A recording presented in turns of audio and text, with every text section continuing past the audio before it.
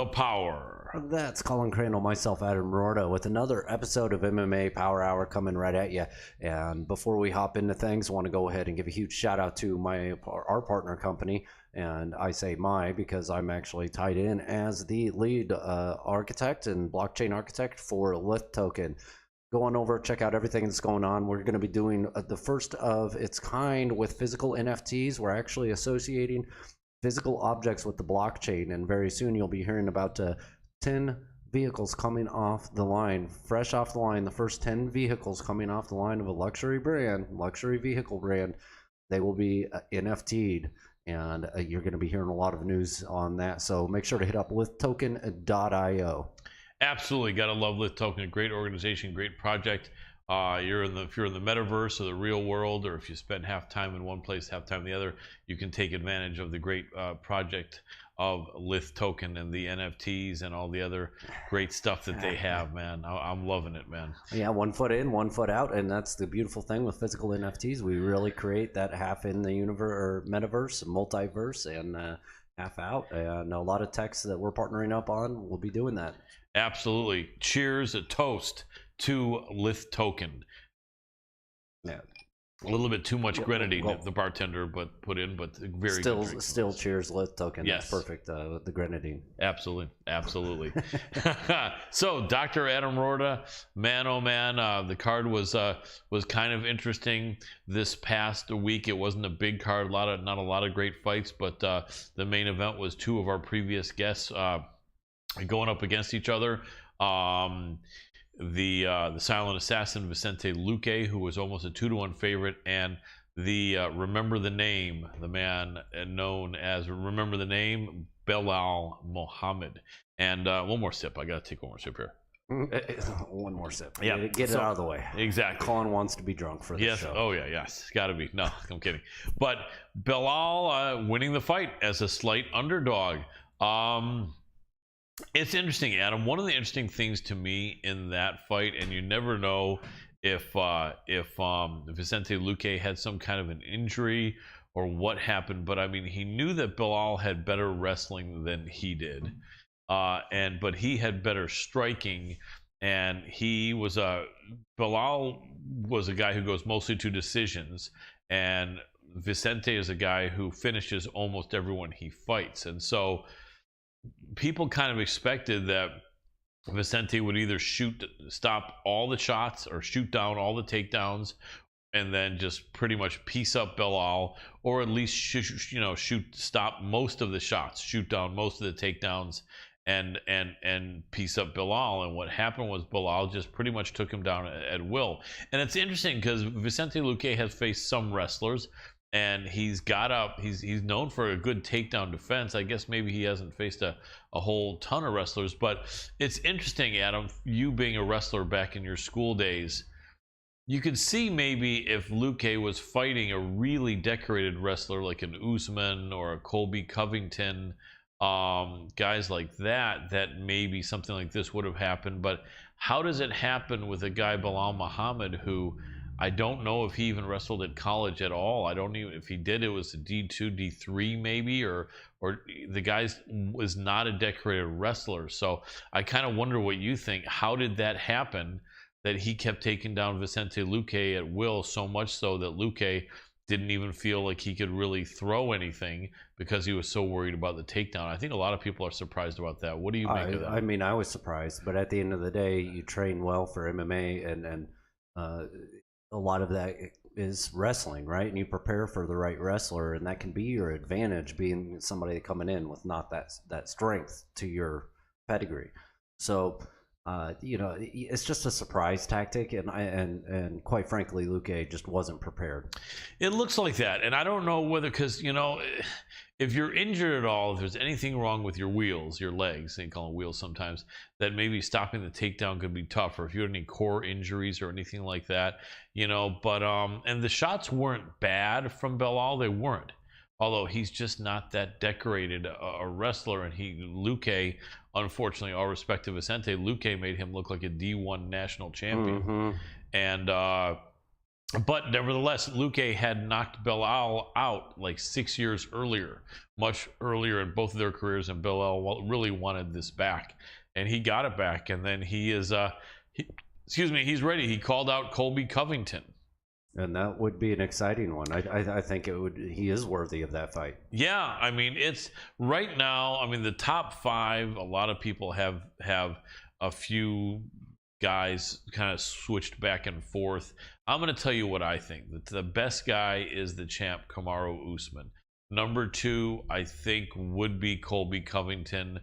I mean, number 3, I felt Gilbert Burns deserved that decision over Hamzat. But you know what? Let's skip them for now. Let's put in the Brit Edwards, Leon Edwards with 3, and then I guess you have to put Hamzat at 4, and then Gilbert at 5. But you know what? I didn't move the rankings at all. I think Gilbert stays at 3. And I think that generally speaking, they're probably going to do that. But now Belal was number 6 going into this, and so does he stay 6 or does he bump one of these other guys out? No, he earned his spot. I just feel that loss to Gilbert Burns was not really no, it was a dead even fight, and he could have been given the win. Exactly, he could have been given the win, and I don't see enough justification to let him lose that spot. Right? That I have going across the bottom of the screen. I don't see enough justification to change that. I agree. Although I think the matchmakers are going to see it that way at the end of the day with the next fight too. It's very possible, but nevertheless, regardless of which order people pick, the top 6 are going to be, including the champ, Usman, Covington, Edwards, Muhammad, Burns, and Hamzat Chimaev. And so these are the 6 men that we're looking at and asking who is going to fight who next and who is going to be fighting for the title next. And they're all really tough. It would be really interesting if Belal gets Covington. They're really talking about Hamzat and Covington being more likely than that. But it's going to be interesting to see how the UFC wants to play it, because I believe that Usman and Edwards is either already scheduled or they're working on it, having promised Leon finally that title shot and that rematch with Usman, who he fought a pretty close fight with, I think 6 or 7 years ago. And so that would leave the other 4 guys to kind of fight each other. So real quick, because I know we got our guest, well, we're about 5 minutes away. If Usman fights Leon, Adam, and then we have these 4 men left waiting: Colby Covington, Hamzat Chimaev, Belal Muhammad, and Gilbert Burns, who would you like to see fight who of those 4 men? Hamzat Chimaev. Hamzat and Colby would be really exciting. Yeah. I think Belal deserves this fight against Colby, but at the same time, I would rather see him fight Usman. I just think. Right, but if Usman's out of it, because Usman's going to be with Edwards, it would be Belal Muhammad against Hamzat? No, if you're saying Hamzat and Covington, then it would be Belal Muhammad against Gilbert Burns. Yeah, that would be exciting. That would be very exciting. So you would say, yeah, and I think I may go with you. Out of those 4 men, if you had to pair them up, you'd go Covington, Chimaev, and Burns, Muhammad. Yeah, I think so. Although any of them fighting any of them would be good. I think that even if they did, I mean, what they probably won't do is they probably won't do Burns Hamzat again. Although it was fight of the night, it was one of the fights of the year, so you could, but they won't. So I think it's going to be either the way you just said it, Chimaev, Covington, Muhammad, Burns, or it's going to be Burns. It's almost got to be. Right. Well, it could be. The only other way I think would be if they did Chimaev,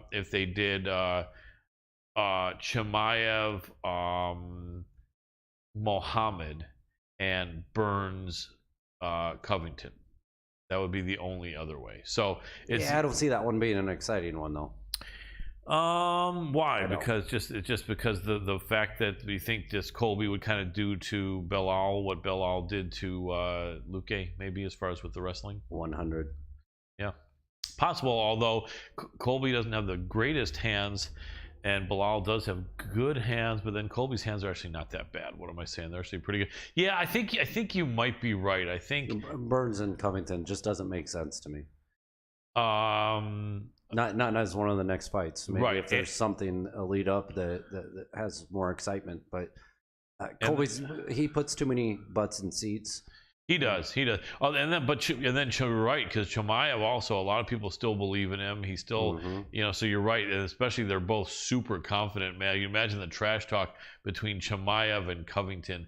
Yeah, and then with Burns and Muhammad, these are none of these fights except for Colby versus Colby versus Burns is all the others are headliners. But that fight is not, and that's what maybe a co-headliner. But that's what I'm saying. Which one do you think would not be a co-headliner? Colby versus Burns? Yes, could be right, because Colby's coming off a loss, as is Burns. Although Colby's loss was pretty darn close, and Burns' loss was even closer. But I think I see your point. I think you're right. I think they don't want to match two guys that just lost. But anyway, it's not just that. It's just fireworks on one side, and that's how I feel about it. I mean, I love Burns. I think he's a very technical fighter, one of the most technical fighters, very, very skilled, and he's explosive at times, but he's not the same type of exciting as Colby when Colby's on. Could be. I mean, it could be, although, here's what I think. I'll agree with you in the previous statement that Covington Muhammad may be just Colby dominating with the wrestling. But I don't know that same thing would happen with Colby and Burns. Burns is actually a really good wrestler. He's a good wrestler, but he's a great jiu-jitsu guy off his back. So I think that he would be more dangerous to Covington I than get Muhammad. that. I get that. But I'm also talking personalities. I'm also talking actual fighting. You're right. You're right. The style of fighting is also going to be a lot different. The other ones are going to put people in seats because they're more exciting. Yep, that's true. And you're going to see more bloodlust coming from the fans. Right, and the build up with Covington and Chimaev would be great. Exactly. So you've got to look at these things when you're talking about these fantasy matchups. Yeah, that's true. To see what the public might want more, and what would put butts in seats, and what would be a more dynamic fight. Agreed. Very good point, Dr. I'm not sure Colby and his team would even want to take a fight with Burns, just because of the excitement not necessarily being the same as it would with any of the other fighters. So perhaps the chances are going to be lower. Yeah, it's probably right. Although I think they're all exciting fights, but exciting, yes, but not as anticipated or not as much hype. I agree. Do we have any legitimate questions? I can't see much up there. Not a question, but we've got a statement. Gibbs67 says, "I sure hope UFC books Jones Stipe." Yeah, we can only talk on that for 1 minute because we got to grab our first guest. But a lot of people are talking about that. John Jones, with all the charges and stuff and crimes he's been involved with, mostly misdemeanors, maybe exclusively. But I don't know what they're going to do with him. He wants a lot of money, but he gets in trouble every year. And then Stipe is almost 40, and so I don't know if he's quite what he once was. It would be a fun fight. We've waited, I think, 3 years now for a John Jones fight, and it's supposed to be a heavyweight fight, and we haven't seen heavyweight fight one out of John Jones yet. So I do think that our guest here has a good point. I would like to see that, and I hope to see it soon. Anyway. Tan first, right? Yes. Awesome. Go ahead and do it. Get that Skype dance. Skype dance.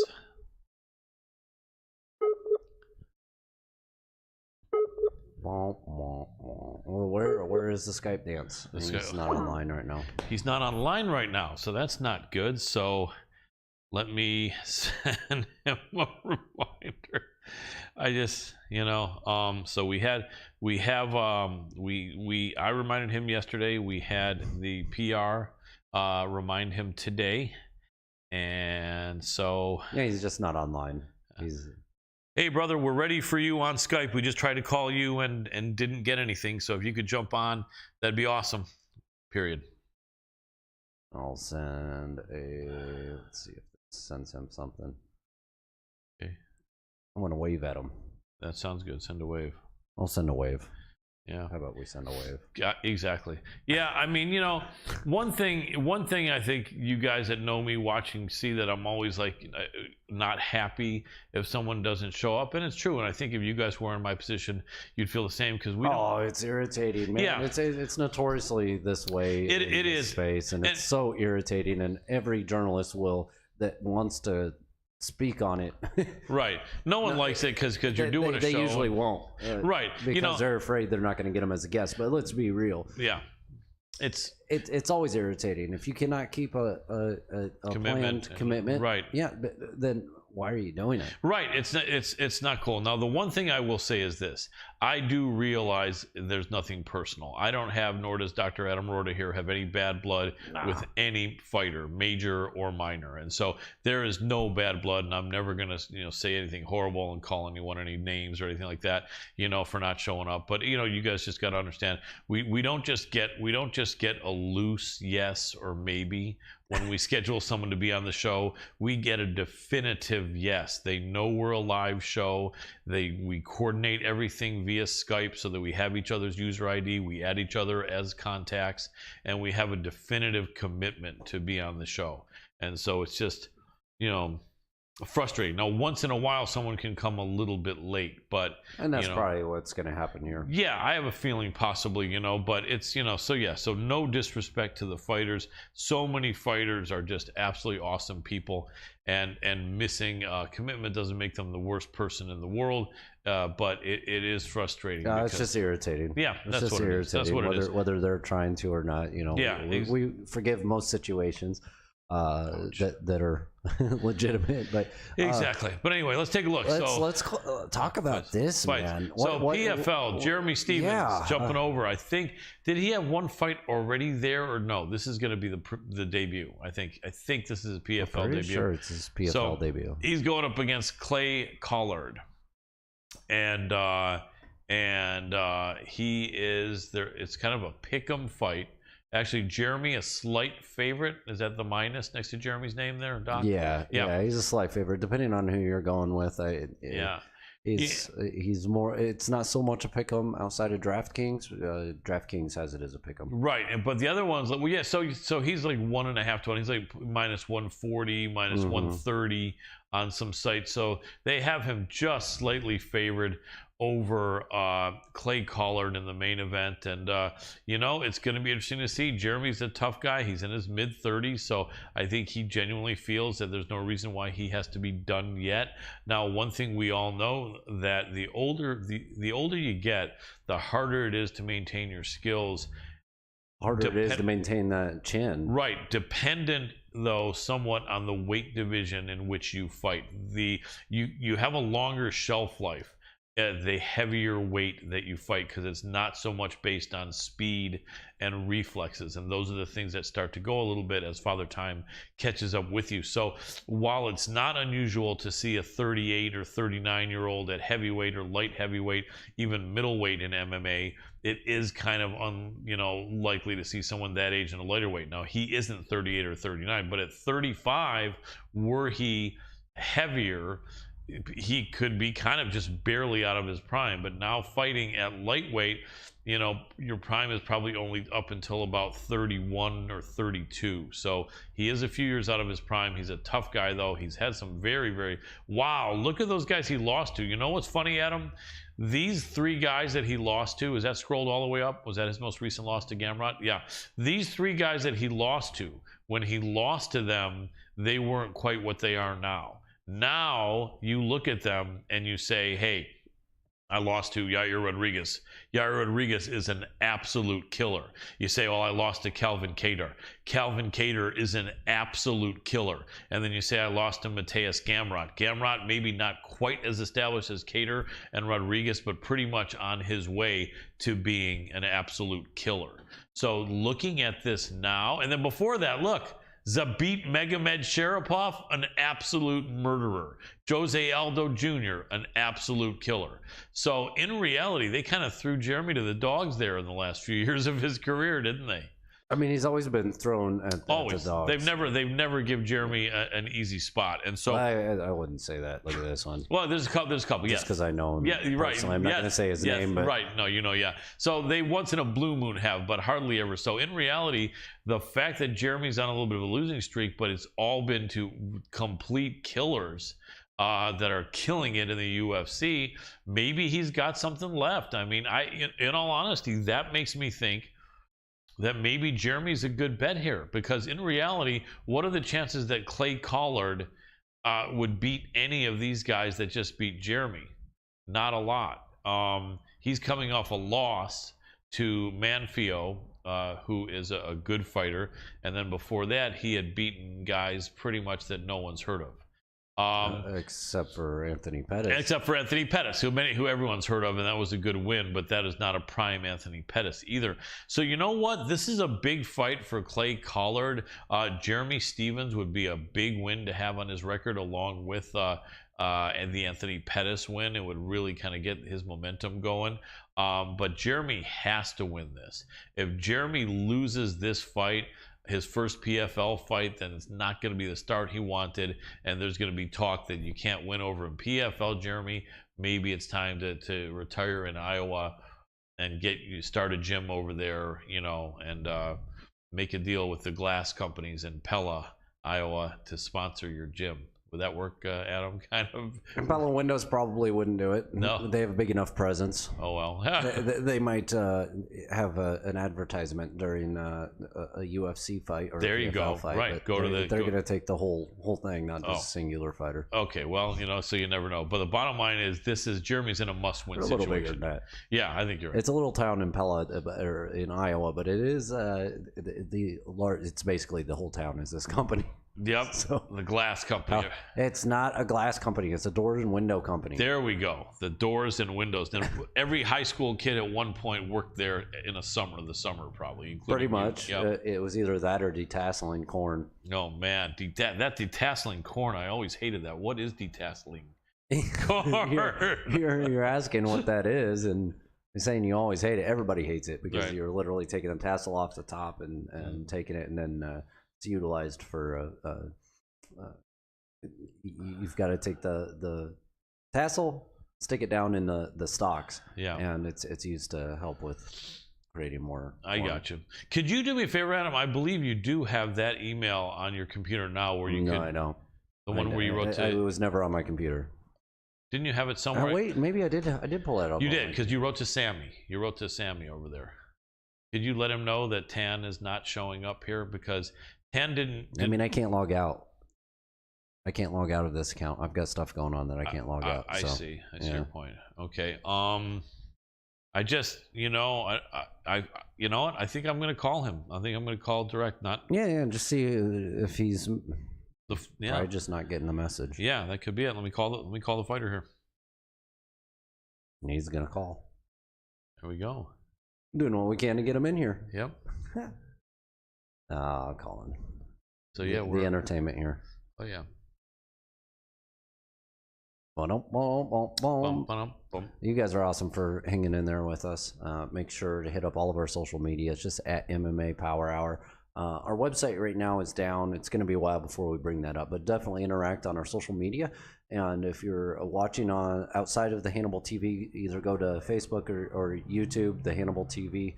Make sure to give a like, a share, subscribe, comment. We love the love, so does the Hannibal. Hey, what's happening, Ton? It's Colin here at MMA Power Hour. We're live, and we had it set up for the interview at 6:10. It's 6:21 now. Hoping you can jump on quick, brother. We're really looking forward to talking to you. And if you can, please jump on. We've been trying to Skype you for about 11 minutes. Appreciate it a lot, bro. Thanks. Bye. So there we go. That was the first call. But, sorry to talk over you, Adam. You're doing a good job carrying it while I'm on the phone here. But, what's interesting is that last week wasn't a no-show where it looked like it was. What happened was minutes before we went on the air, and minutes before we go on the air, we're not looking at emails. We're preparing for a good 15 minutes before we go on the show to do the show. So minutes before we went on the show, the representative of our guest Mr. Lee, said, well, how can he go on an hour later? We didn't see that, and the answer would have been no, of course. Anyway, we're a live show. We have guests scheduled at all these 3 segments, and so we didn't see that. So it wasn't a no-show, but they just let us know minutes before the show that he's going to have to go on an hour later. And so we got a lot of apologies, sincere, from the fighter, Mr. Lee, and from his representative, and an absolute assurance and guarantee that he was going to be on the show starting 6:10 p.m. Pacific time today, and now he is 12. I just say keep calm, carry on. 12 minutes late. Keep calling, or you're saying keep calm, carry on? Yeah, talking absolutely. about my T-shirt here, Colin. Oh, that's right, your shirt. Yeah, keep calm, carry on. Exactly. But anyway, so this would be a rarity, Adam. I think there's maybe only one other fighter that did this to us, maybe 2 in 5 years, where they didn't make it and were a no-show on one show. I mean, who cares? We got other stuff to talk about. Yeah, we do. We do indeed. Okay, so things. Jeremy, can he do it? I think he can. I think this may be a solid bet, because I think Jeremy's going to be what happens when he does?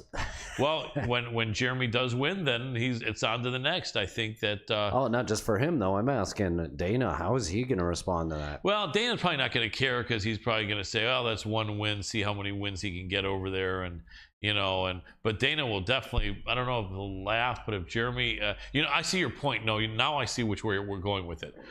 The more fights that Jeremy wins in the PFL, the more Dana is going to be able to say, hey, this guy lost 3 fights in a row and 5 fights out of 7 here, and now he's beating your guys in the PFL. What does that say about your talent? So he'll be able to probably give the big thumbs down if that happens. Exactly. That'll get to be real interesting. Yeah, it would be interesting to see, but Jeremy's a good Iowa dude, so I hope he does come in there and win. And I think he can. I think he can beat Clay Collard. And, okay, so what about on the 22nd at Bellator 278? What are your thoughts on Liz Carmouche and the Juliana Velasquez fight? Wow, that is a fight with 2 very rugged girls. I imagine the champ Velasquez is a slight favorite. It looks like it, right? Minus 200. Yeah, about 2 to 1. Yeah, she's tough. Juliana Velasquez came in and beat Elimele McFarland, who had held that belt for like 3 years and made like 5 or 6 defenses. And Juliana Velasquez came in as a favorite and looked like it. And she beat McFarland, who I believe was undefeated and had been a dominant champion. Now she is undefeated. And how long ago was that McFarland fight? 2 years? No, it was about a year and almost a year and a half ago. So then after that, she did beat Denise Kiel. Now look at that. Denise Kielholtz is a really good striker from Holland. That was a very competitive fight. I think I felt that Kielholtz could have maybe should have been awarded that decision. I don't know why I'm forgetting something from just 10 months ago, but really good fight though, and Kielholtz is awesome. I wouldn't mind seeing a rematch of that, but Velasquez is very tough. What is she, like 27 years old? She's young, 28? Let me go back. All right. 35. 35, so she's older than I thought. Now Carmouche is even older than that. Carmouche is 38, and what's she done recently?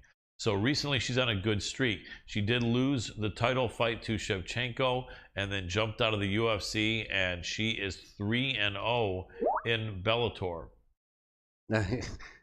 Tan's in now. He's hopping in. Okay. So, and he's like, I'm terrible, I know. Is it too late now? No, it's not. We'll just call him. Let's call him, yeah.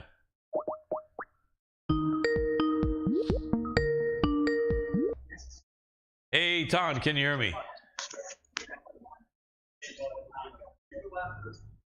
Tan, can you hear me?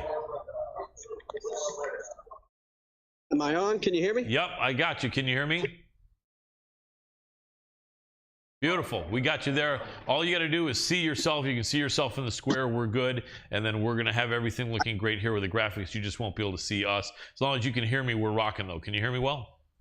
Yeah, I can hear you just fine, and I want to apologize because I'm a terrible person and I got caught up training. Thank you for saying that. You're not a terrible person, though. I got to tell you, everyone knows you're a good guy, and the training, you got to do it sometimes. And hey, you're here. We appreciate you, and appreciate your sincerity on that, man. And that means everything. And like accountability, I think you're a guy who is a millennial, but you have that old school, responsibility. I've only heard good things from you, Ton. So no hard feelings. We're super glad to have you.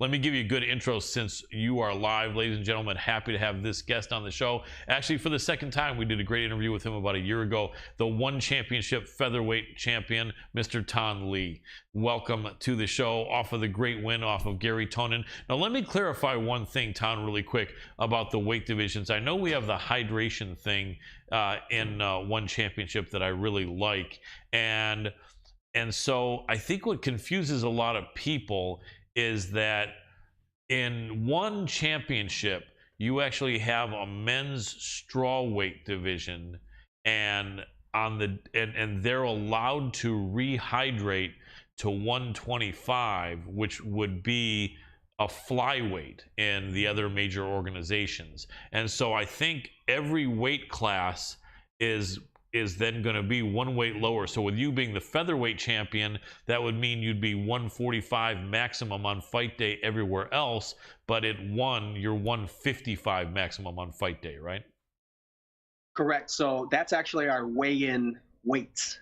We have to weigh in hydrated. So they test your urine with a electronic tester or whatever. They do them during live weigh-ins.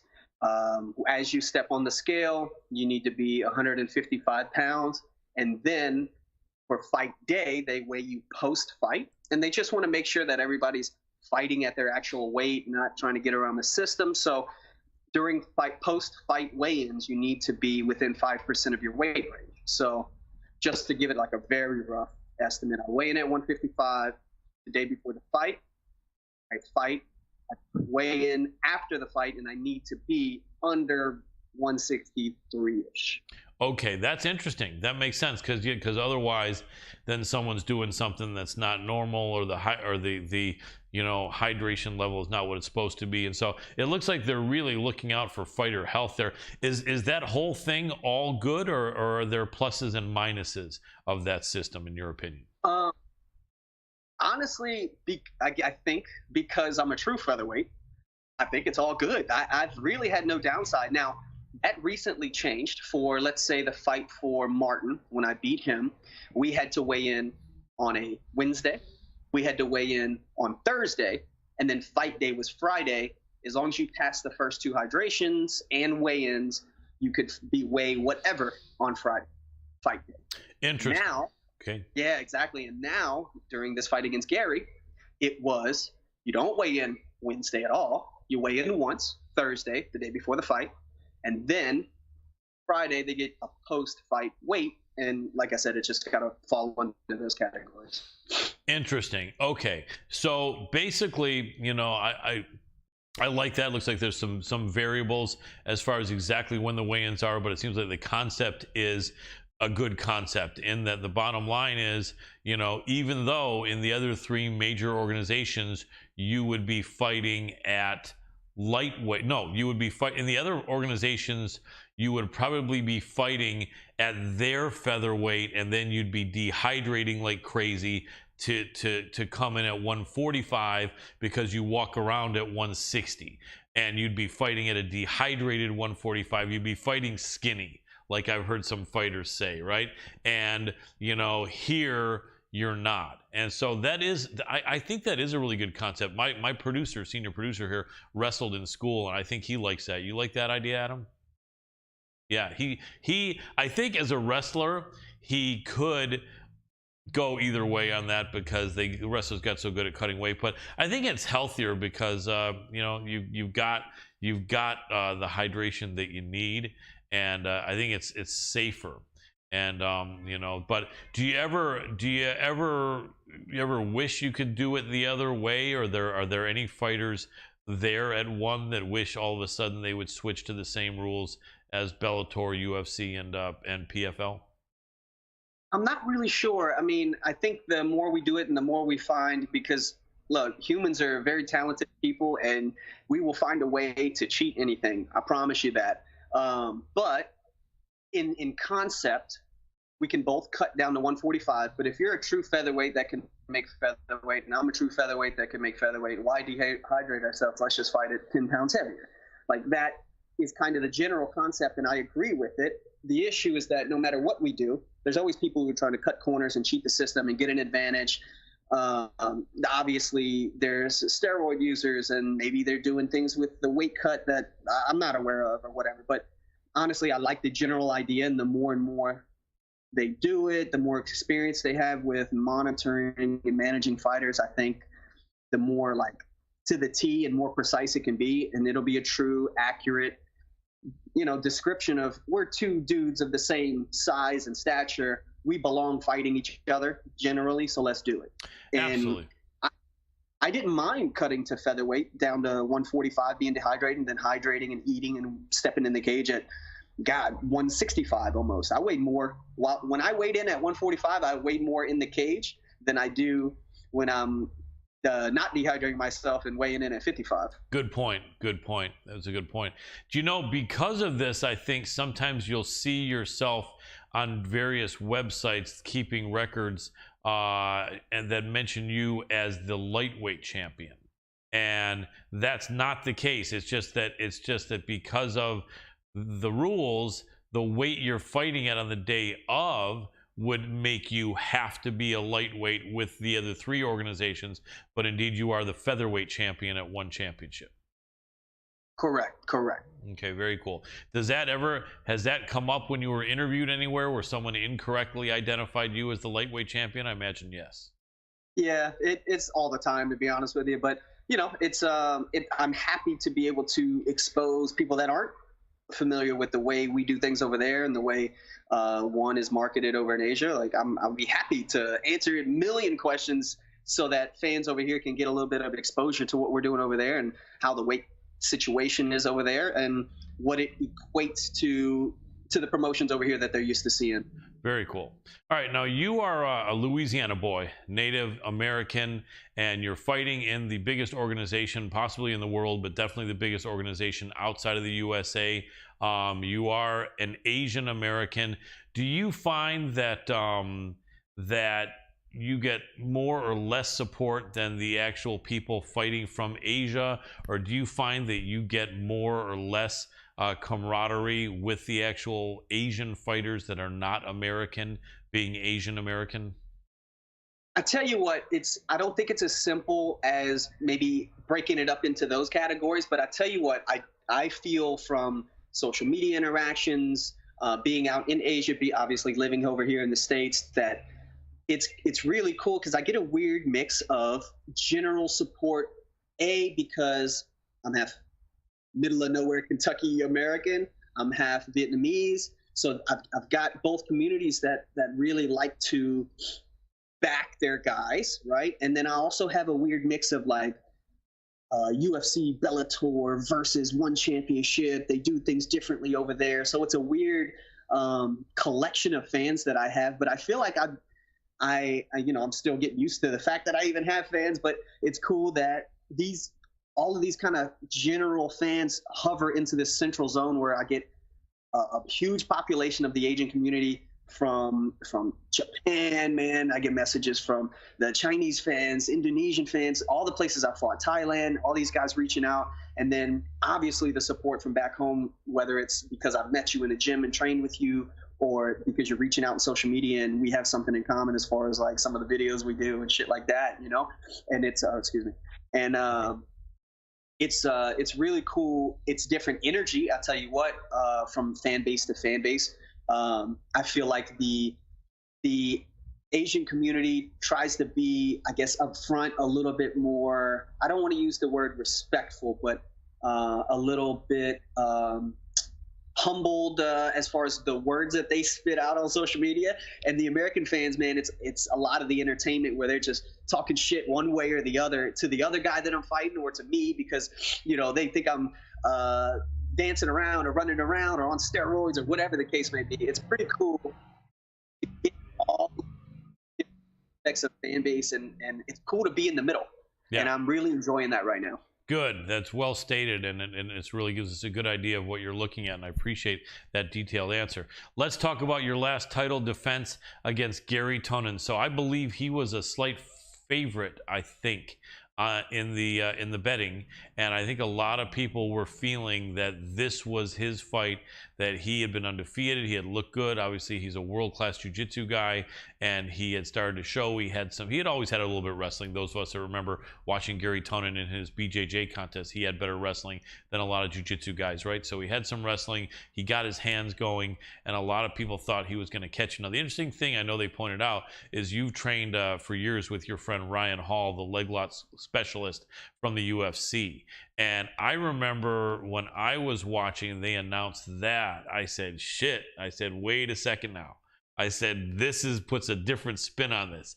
Because before that, you were kind of thinking, if it's a scramble and Tonin catches your legs, you're done. And all of a sudden, you're training with one of the best leg lock guys out there. I'm like, wait a second here.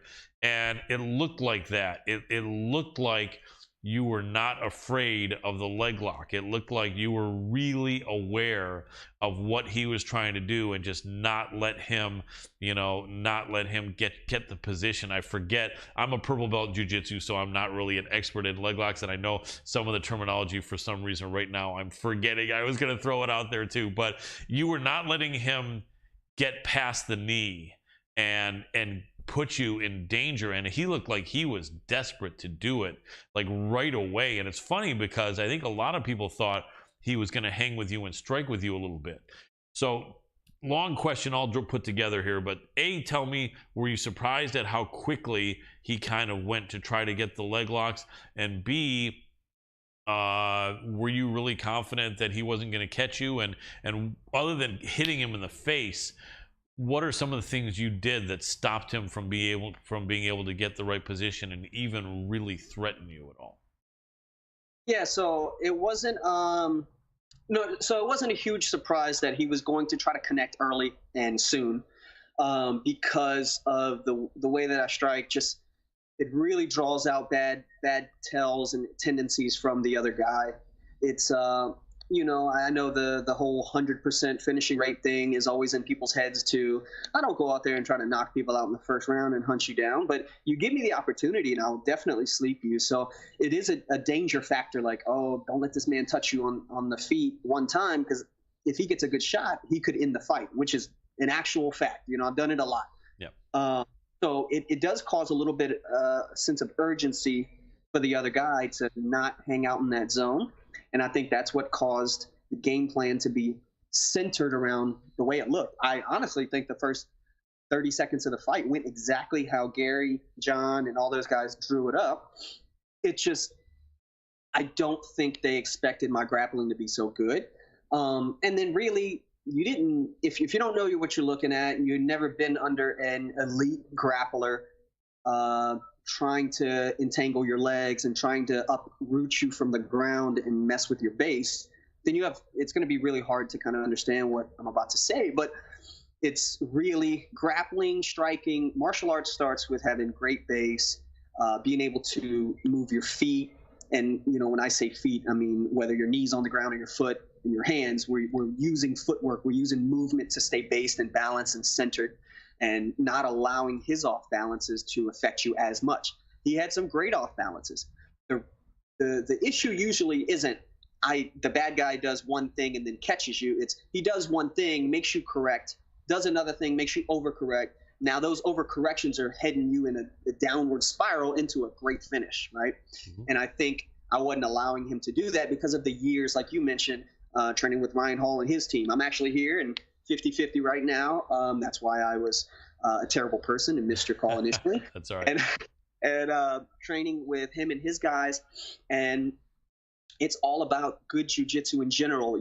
Obviously we focused on some footlock details, but really what got me through that was years and years of training with Ryan and his team and my teams back home at Mid-City MMA and Moon College with my coaches, Sean Gayton, Vin Lee, Ryan Hall, obviously his black belts, Adam Benny. So training with those guys and being able to stay composed. I've been in that fire, in that position against guys that have been more threatening to me thousands and thousands of times. And then when I at initial connect and I started throwing punches, he wasn't overly concerned with my punches, and he was hanging onto the leg and he was getting a little desperate, like you mentioned. like really, really trying to keep me on the ground because he knows the game plan was once you get this guy on the ground, that is the time to capitalize. Because on the feet, he's a lot better than you are, a lot more experience than you are there, and that's a big danger. Absolutely. I think running into those issues and him feeling how based and balanced and how calm I was, put him in the position to be a little desperate, go for the footlock, kind of disregard my punches, and then we know how that ended. Absolutely, a great win for you. We've only got about 3 minutes left, Tom. We obviously, as you know, you got caught up because we would have had more time, and you know that we don't have it now. Apologies to you, but as long as you understand, we had more set, and I'm still grateful to have you here. If you want, down the line, we can come back and bring you back for more because we'd love to talk to you more. But in the last 2 minutes, we have you.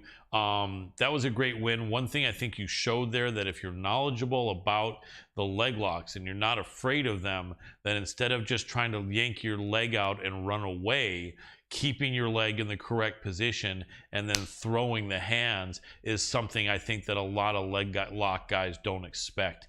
Because in MMA, no one wants to have their leg wrecked. A lot of people may or may not know that I think you can break 3 bones with a heel hook. That would be your ankle, your shin, and your kneecap can all be popped. And a lot of guys, that's the last thing they want. So I think the leg lock, heel hook especially, but leg locks put a lot of fear into MMA fighters. And I think the fact that you didn't have that fear really put you in a good position. You look tremendous there. I know they're talking about the next title fight. There was one guy who had a lot of wins and another guy who beat him. Anything set yet that you can release about a date or your next fight? Nothing said. I know there's a lot of buzz around Tang Kai, our #1 contender. So who knows? Maybe we'll match up against him. We'll see. I'm trying to get a relatively quick turnaround. He had a pretty quick fight, no damage to him. So I'd love to see him in a little while. And then we've always got the cross-promotion stuff. The Pitbull and AJ fight was interesting. Yes. We can do it without the UFC. Get Bellator in there. Get PFL in there. Pitbull is a great champion. I'd love to step in there with him and put these hands on him. AJ did a great job, and that's an arguable decision. But whoever's the champ, let's do this cross-promotion shit. Let's get it on. I'd love to see it, Max. I'd love to see you in the mix. In the last 30 seconds, I know it's considered a weight division above you, although it's the same weight technically. Who wins in the UFC, Justin Gaethje or the champ? I can't believe I'm blanking. The champ. Remind me who it is. Sorry? You Gaethje or Oliveira? Yes, or Charles do Bronx Oliveira. Give me 30 seconds on how that fight goes down. Man, that's a hard one. I've got some ties to both of those guys, and I really like both guys as fighters. Like, really, really do. If I don't want to pick, but if I had to, I guess I'm gonna pick Oliveira based on some of the jiu-jitsu that he's shown. He's got some great finishing skills. I hate picking a person into this matchup. I love them both, but I'll go Oliveira. Awesome. Well, the next time you have a fight announced, a title defense, we'd love to get you back before then. We could have a good, solid talk, and we can help promote that fight. Perfect. Thank you, and I apologize again. Absolutely. Apology accepted. You're very welcome. Great talking to you. Ton Lee, thank you so much for your time, brother. Thank you. You're welcome.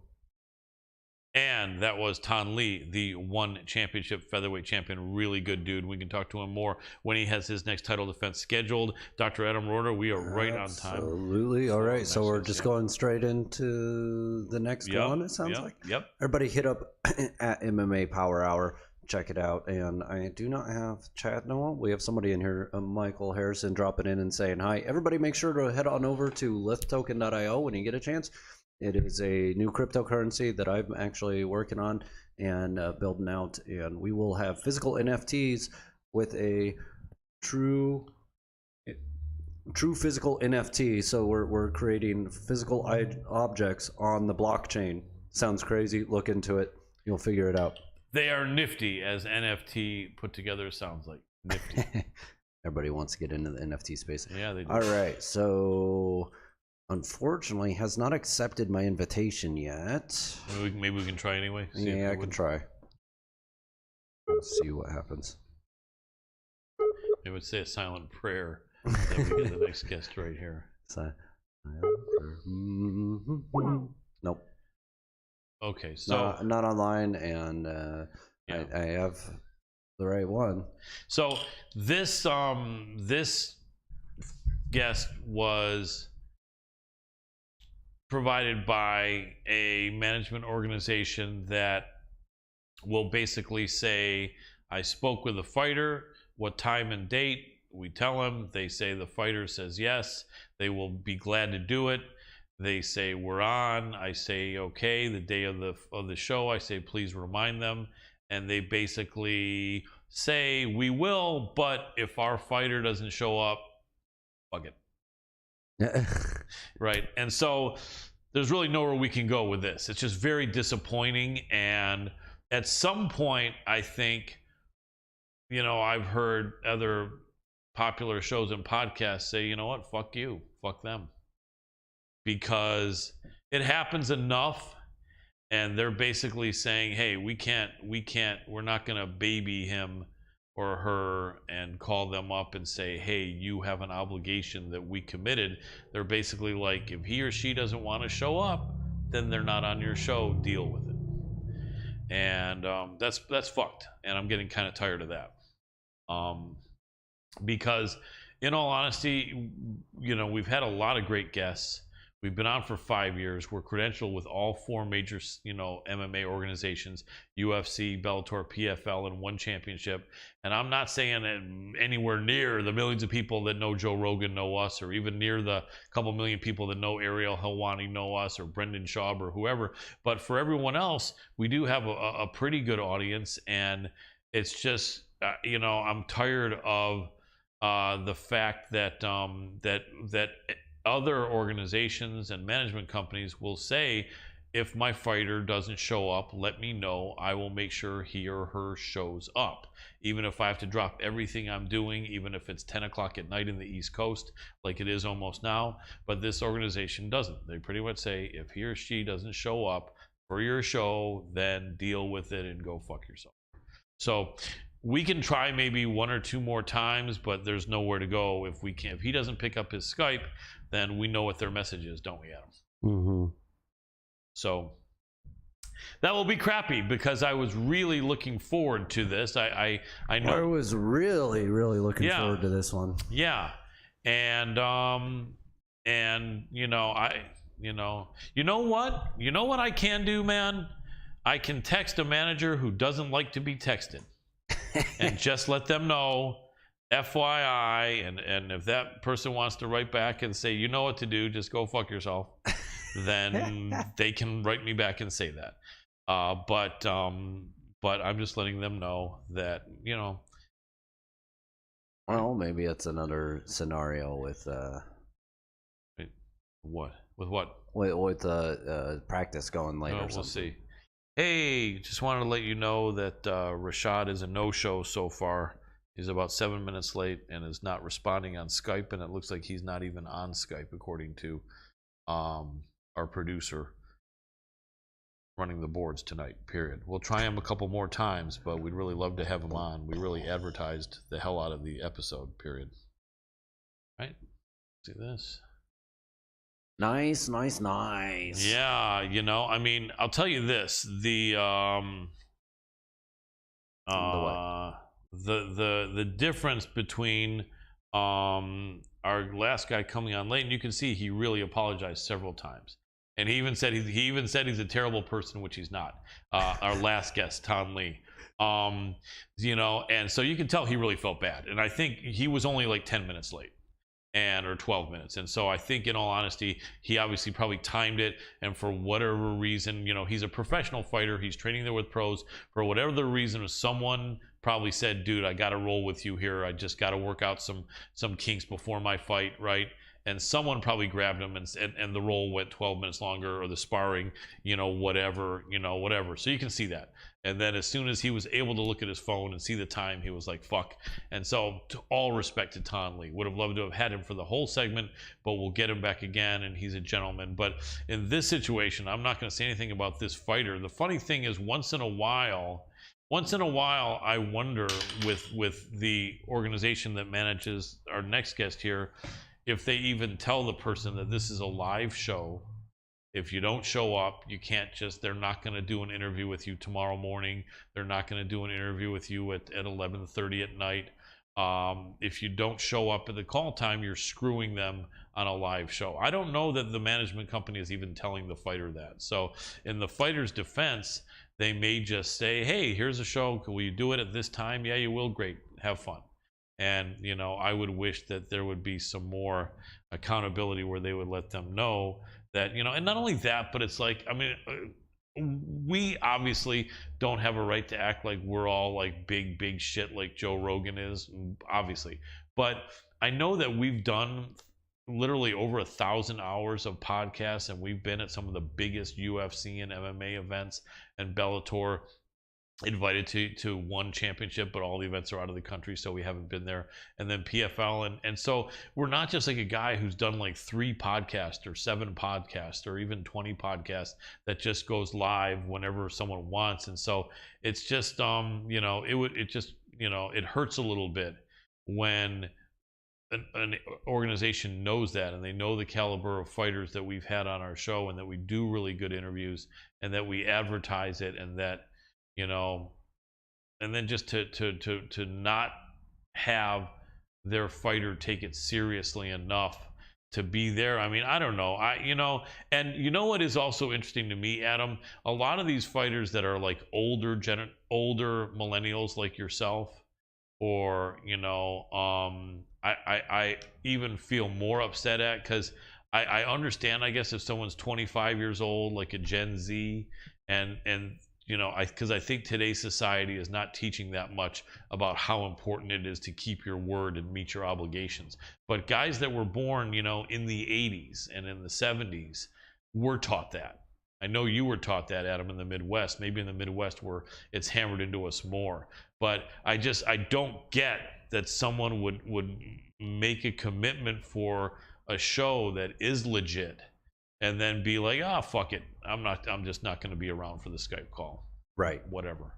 You know. Meanwhile, I was taught to keep my commitments. Yeah. 100%. Yeah.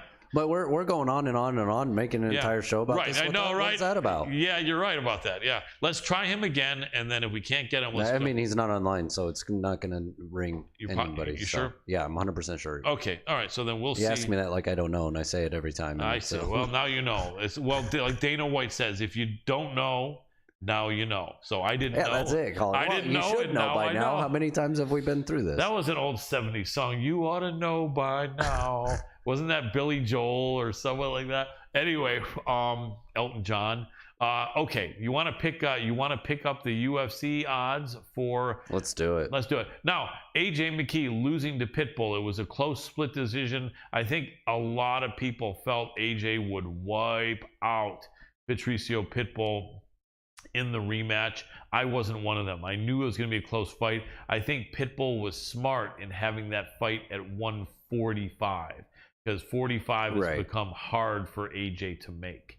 And not only that, Pitbull, after getting smoked in that last fight a year and a half ago or whatever, he was made to look silly. Brazilians fight with a lot of pride, and he just got smoked in that first fight, losing his title. And you know that's been sitting in his, gnawing at his gut for the whole time since that happened last year.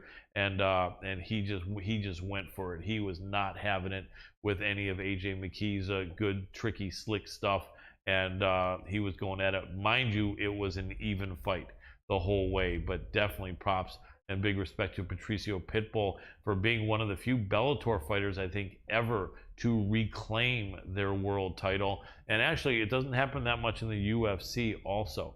So reclaiming the title you lost, maybe at a different weight, yes, but rarely at that same weight. So big respect to Patricio Pitbull Freire on that win, and respect to AJ McKee. We'll see where it goes from there. UFC, interesting fights here, and it's not a big super stacked card, but Tyson Pedro, a huge favorite over Isaac Villanueva.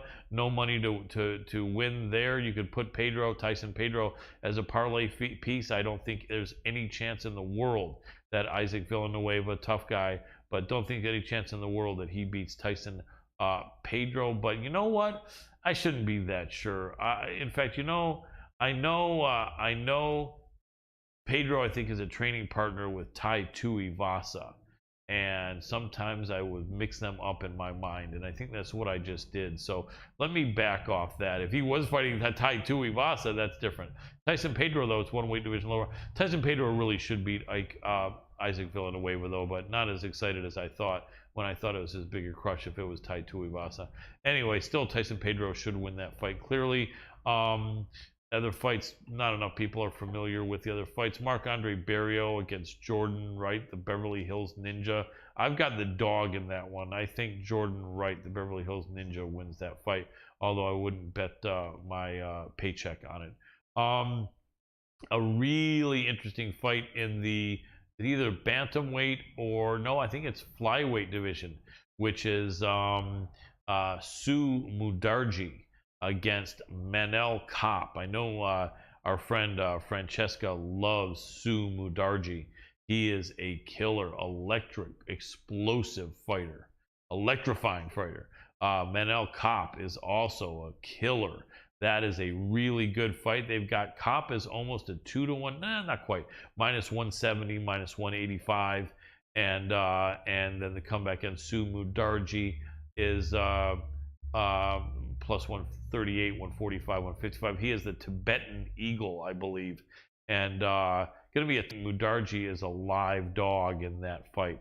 I got to look into it a little bit more, though. I haven't done all the research on that on a Tuesday that I end up doing on a Thursday or a Friday when I put out my official picks. But that's going to be a banger. Those guys are so quick and so powerful and accurate. It's going to be a great fight. Montana De La Rosa against Macy Barber. We've had Montana on the show, I think, a couple of times. Really nice girl. She looked great in her last fight. She's a dog here to Macy Barber. I think Montana De La Rosa wins that fight. I fade Macy Barber most of the time, and sometimes I end up sorry that I did. And this is a fight I sure wouldn't bet a lot of money on, but I think Montana De La Rosa about a 2-1 dog, and I think she's live in that fight. She's going to have to be really on point, though, with her wrestling, and Macy Barber's very slick and scrambly and squirmy on the ground, hard to hold down. Clay Guida against Claudio Puelles. You know what's interesting about that fight, Adam? Clay Guida is 40 years old now, and Puelles is substantially younger, a lot more experience to the Carpenter. But I think Puelles is going to be about 4 or 5 inches taller, so much younger. I really think he can beat Clay Guida. It's interesting because Clay Guida barely lost a split decision to our friend Mark Madsen that we've interviewed, but that was before Madsen went over to Fight Ready and was able to train full time. And Madsen looked a lot better than he had ever looked in that fight against Vince Pichel. So I still think that Clay is a tough guy. I love supporting these guys that are in their high 30s and 40s. The lighter weight you are, though, the harder it is going to be for me to support you. I think Clay's got a good shot here, but I think Claudio Puelles should be a little bit more of a favorite. But just because the experience and the grittiness of the Carpenter Guida, they've got it about even or maybe slight favorite. No, they got Guida a slight favorite. So I think Puelles is live. I think this may be... Puelles is live, but at the end of the day, Clay came out in his last fight and really showed up, and I think he's going to do that here again. I don't. I think this is a passing of the torch here, the beginning of passing of the I could see that too. Yeah, but it's a good fight. It's going to be a good fight. I wouldn't mind. I would probably be happy if Clay wins, although I'm leaning Puelles. It's going to be it's going to be an interesting fight, though, that's for sure. Groovy Lando Venata against Charles Air Jourdain. That's an interesting one, Adam. Venata is getting to be a little bit older. I think he's in his mid-30s. And he's been around the UFC for a decade. Jourdain, much younger. Jourdain sometimes looks great, sometimes doesn't. But I do think he will be better than Lando Venata. He's a slight favorite. Again, I think the age and the youth is going to be served here. Although, man, Venata, if the fight stays on his feet the whole time, Venata is so unorthodox and slick and tricky. That you don't know what he's going to do. And if Jourdain shows up not being the A side Charles Jourdain, which we've seen sometimes, and if he shows up being the B side Charles Jourdain, then he could be lit up by one of those spinning back fists of the man they call Groovy Lando Veneta. Main event is very interesting. I believe this is at 115 pounds. Is there any way you could check to see, Adam? Probably not. They don't tend to show the weight class because they don't want to be wrong. But this is, so Amanda Lemos, you know what? It is. It's got to be. It's almost positively it's a 115 fight. So here is what's so really weird about that fight. And it's the former champion Jessica Andrade. Jessica Andrade was at 135 for the first 4 years of her career because there was no 125 flyweight division. She killed herself to go down, dropping 2 weight classes to fight at 115. And she did have the title briefly at 115. Then, shortly after they created 125 flyweight, she was like, I'm home, finally. Because at 135, I was way undersized. I was 4 inches shorter than all the other fighters. At 115, I'm killing myself to make it. Here's my home at 125. So she won a couple fights, maybe just 1 or 2, got absolutely handled by the champ Bullet and Valentina Shevchenko. No shame in that. But I think she had one other fight after that at 25. And now I think she's coming all the way back down to 115.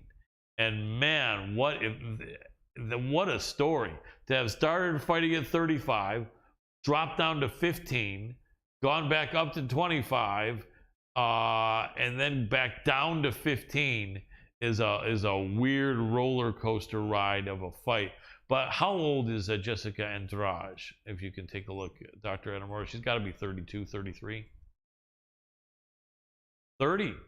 So she's still relatively young. Amanda Lemos is 34, but a lot less miles on her. 11-1. She has been beating the brakes off of girls in the UFC. Her first fight was against Leslie Smith. What the hell? So maybe this is at 25. No. So yeah, her first fight was at 130. You know what? No, Leslie Smith, I think, had come down to 25. But her first fight that they threw her against to the wolves against Leslie Smith, and then she has killed it since then. Amanda Lemos is just beating girls like they stole her lunch money. You know what I mean? If you look back, I think on Lemos, you're looking back at the opponent here, Doc. I think every fight she's had since losing her UFC debut has been a stoppage. Let's take a look. She stopped Miranda Granger. Continue upward. Don't click. Then she stopped. No, she won the decision with Inoue, who was very tough.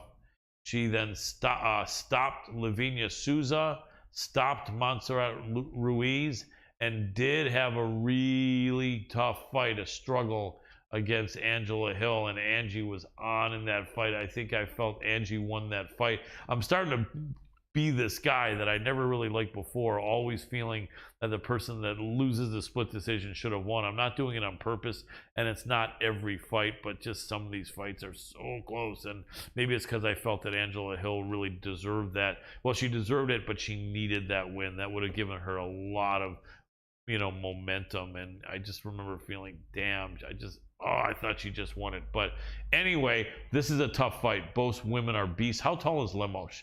Doc, she's got to be 5'5", 5'6", 5'4", right? And the other girl, I think, is 5'2" or 3, Jessica Andrade. Andrade is 5'2", so 2-inch height advantage. That's not huge. Andrade has fought taller girls all the time. The younger girl is Andrade with way more experience, but she's got a lot more miles on her. Sometimes I notice with Andrade that she can tend to get befuddled in fights if other girls are really kind of taking it to her. But at 115, she is just so strong. This is a crazy fight, and it's Brazilian against Brazilian, unless I'm wrong. Can you double check that, Doc? Let's see the opponent. which is Lemos. I'm 99% sure she's Brazilian. Yep, Brazilian versus Brazilian. So back to the best fight odds, and they are going to have Andrade as a slight favorite, don't they? Yes, they do. Man, I don't know, Doc. Any feelings? What's your feeling based on my rundown and what you know there about these two? I think Lemos is going to run through her, and I think you kind of hit the nail on the head with why. And it's the less mileage on her, and she has been against and faced good competition lately. Good competition lately. She's smashing them. Yeah, I mean the other girl, Andrade has technically faced a higher level. I would agree with that. But then she's lost to a lot of them. Yep. So it's kind of but then it does present that question. You've been in against world champions. You've been in against the absolute best girls, but half the time you lose to them. Against another girl who's been in against legit tough girls, but not that same level, but you're beating the brakes off of them. Right. So I think that's why the odds are so close. We just don't know. You know what might be smart maybe is to live bet this fight, because it's going to go off. It's probably going to stay kind of where it is, although maybe some late money may come in on Lemos. It's going to be fairly close. And then I think what you could do is, if you see one fighter kind of getting the advantage at the start, and then the odds, I mean, I'll tell you, for anyone watching, I never advocate gambling. If you can't afford it, or if you can't afford to lose $1, don't bet, please. I used to have a jackass friend of mine who years ago, I'd be like, well, I got my half of my rent is $900. All I got is $600. And he'd go, dude, go bet that $600 on like some sort of a favorite in a fight or something, and then you double your money when you win. And I'm like, yeah, but how about when I lose? And he'd say, well, you didn't have enough for rent anyway. And I'm like, dude, that's don't do that. Just don't do that. It's just stupid. Anyway, so don't bet at all if you don't have any money to lose. If you do and you're already betting, then I love the idea. I love the live betting on MMA, because you see sometimes a fighter get up to be like plus 250, plus 300, plus 400 when they were the favorite to start, or when it was even money on the start, just because they lost the first round. And a fair amount of times they come back and win. So you can look for a value bet on whichever of the girls is losing, and then maybe take that. If I had to say which way I'm leaning, I just, something about Lemos that kind of annoys me a little bit, Adam. I don't know what it is. All respect to her. Maybe the fact that she just keeps beating the brakes off all these girls, and I was like fading her for like 3 fights, and she just made me look silly each time. So I don't know. At some point I got to stop fading her, but she's older though here at this lightweight class at 34. The woman they call Amandinha, a little. Yeah, and the women, and on the women's side of things, I don't think the age matters nearly as much. It hasn't been as evolved. The UFC in general with men used to be that way, where age really wasn't the crux. That's a good. It really wasn't. That's a good point. But in this lighter weight class, but yeah, I mean, here's what I You're think. also in an age range that's similar enough for both of them. 30 to 34. Yeah. I mean, here's the interesting testosterone thing. I think has a lot more to play. Yeah, I think you're right in the levels. With men at the age of 35, and we've got accidents about happening out our studio here, but sounds like it crazy. But I think the testosterone drop that men see around 35 really affects things. Yeah, and women, the estrogen levels are actually if anything, they heighten right around 30 to 35. That's right. And they stay there. That's so right. I think it affects their fighting less negatively. Yeah, that makes sense. Can you look at Amanda Lemos's one loss and see how long ago it was and how she lost? I mean, it was against Leslie Smith. That's right. And she got 5 years ago. Okay, Leslie Smith is a way bigger girl and definitely a way taller girl than both Amanda Lemos and Jessica Andrade. How many knockouts does Lemos have? She has a lot, doesn't she? She's got mostly knockouts and submissions. Mostly knockouts. Wow, look at that. She's got only, so out of her wins, There's 7 KOs and 2 submissions. So 9 stoppages out of 11 wins. She's a finisher. Let's look at the same thing on the woman they called the pile driver, Bata Azteca, which is Jessica Andrade. Out of 22 wins, she's got 9. Is that 9? Yeah, 9 knockouts and 7 submissions. She's a finisher as well. And 6 decisions. Right. I mean, listen, at the end of the day, though, I'm also looking at her losses, and where majority of those come from is from knockouts. So give it to Lemos in a run through on this one. That's what I'm looking at. You just think she's going to catch the shorter girl who's got more miles on her. And I mean, I'll tell you what. Here's the thing. Lemos is jumping up in class.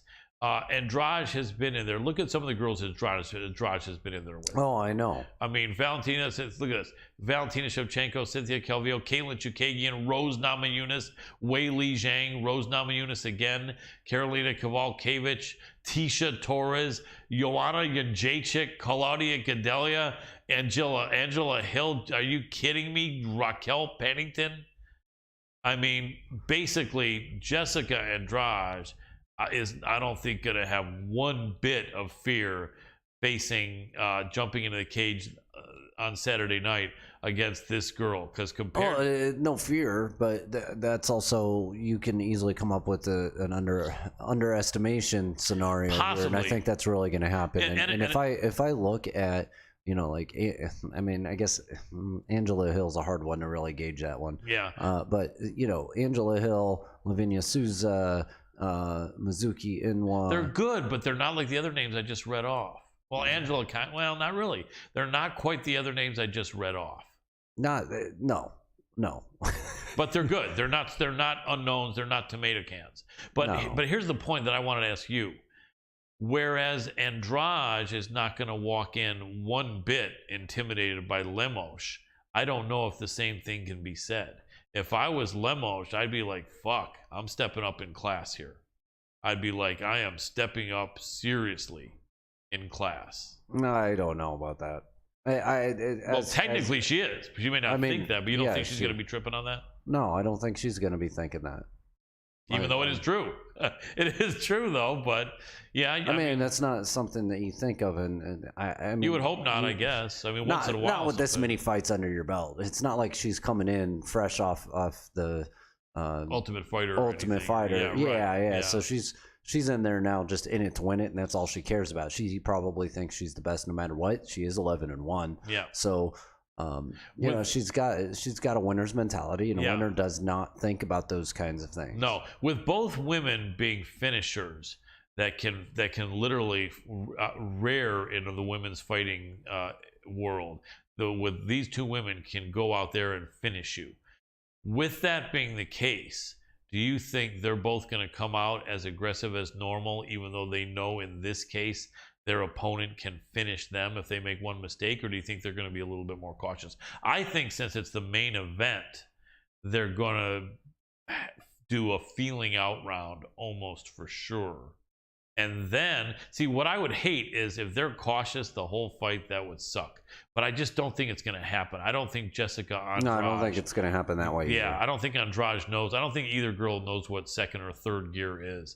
For the most part, they're in first gear or maybe barely second gear and then jumping right back up to first gear. Not first. Mostly they're in high gear. They're in fourth gear the whole time, and if they back off, then they're backing off down to third gear, but they're never going to be in first or second gear. It's going to be amazing. And man, so you got Lemos. I don't know. Like I said, I mean, eventually I'm going to learn to stop fading Lemos, but you know, but I don't know. I it's going to be fun and exciting. I kind of the fact that Andrade is able to do this to her body and come back down to this insane low weight, but then that might hurt her. I don't know, man. You know what? I don't like, you know what? Live bet. What I would do is I think whoever is getting an advantage in the first round maybe because in MMA betting, the only way you make money is if you find a dog that has some value. So you're risking a low amount of money, and because of the fact that you're getting the odds in your favor on an underdog, you can make money. I'm not saying you can always find a dog that wins, but that's kind of the way I would do it. Otherwise, I would say no bet on this, but It's close. Do you kind of feel the same way, or are you some feeling strongly Lemos? I mean, I just think Lemos is going to come out and just take this. Yeah. Straight up. I think it's going to be 1-2 round. First or second round. I really do. That's how I feel about it. So you would go under 2.5 rounds for sure, but you might even say under 1.5, because 1.5 rounds means it completes the first round and goes halfway through the second. I wouldn't bet on under 1.5, but I could see it happening. Right, and you would definitely bet probably under 2.5, which means it goes halfway through the third round. I mean, or less. Yeah. Okay, interesting. Well, Colin, let's enough for that card. Somebody was asking us about if we like Mike Jackson, just because he's plus 700. Who's he going against? Dean Barry. Dean Barry. Which is this? So it's Mike the Truth Jackson going against Dean Barry. Oh, then that's this Saturday. It is. Yep. You want to do that real quick, Adam? See if we can get familiar with these guys and give them our thoughts. Well, you got Mike Jackson. He's got one no contest against Phil Brooks. I don't know if you remember. Yeah, that Phil Brooks is CM Punk. Yep. And then his other fight, he lost to Mickey. This is a weird fight. And what is he? 40 years old? Yeah, he's 37. 37. So he's got an 0-1 record with one no contest, and he's 37. Dean Barry is the sniper out of Ireland with a 4-1 record. How old is he? 29 or is 29? And he's coming off these wins over in Titan and UAE Warriors. I mean, I don't. And Bama and Shamrock FC. He's got enough experience. Yeah, but these are smaller. But you know what? They're not that small. Yeah, it would seem that this is Dean Barry all day. I remember Mike Jackson definitely frustrated CM Punk, but CM Punk was a guy who kind of was a guy in jiu-jitsu who just started to dabble in MMA in his late 30s, and he gave it a hell of a shot. All respect to him, but you know what? This is a bizarre fight. This is a weird fight. I don't think anyone should. My advice is don't bet any money on this, but. I'm not. But because you don't want to lay the chalk on Barry. What are the odds? Do they even have this fight on the board? Yeah, they do. It's like plus 700 for. Let's go back up. Should be like minus 600 Barry or something. Yeah, minus 1100. Oh my goodness. Yeah. Well, I certainly for sure don't recommend betting Barry with minus 1,000, where you're betting $1,000 to win 100. I certainly, or $100 to win $10. What's the point? The risk was insane. And then Mike Jackson, I don't know. It's not a bad one if you're willing to lose $100 randomly or whatever. On Mike Jackson. If you can honestly say, I'm going to bet this $20 on Mike Jackson, or $100 or $40 or $30, and it's not going to hurt me if I lose. Then do that. See, this is the tough thing. Everyone always says, wow, I'm so broke that I got to bet $10, and even if I win, it doesn't do anything for me. I wish I could bet, like $100. And then the guy who's making thousands of dollars that is smart, all he's betting is 100, but it doesn't make life exciting. Or the guy who's got $1 million is just betting $1,000 on fights. And a lot of people wonder why, because how does that make it exciting? It doesn't, but it's people being really practical with their money. Now, the people that have no money that are betting half of a paycheck, it's a disaster. The people that have a little bit of a savings that are betting half of their savings on sports, it's stupid. It's insane. And the people that have a lot of money that are betting hundreds of thousands of dollars or millions of dollars on a sport, again, insane. The best case scenario, I guess, is the last one. Whereas if you literally have 10, 20, 30, 40 million dollars and you want to a couple, 3 times a year bet $1 million or $500,000, it really is crazy. You could give it to a charity and do so much better.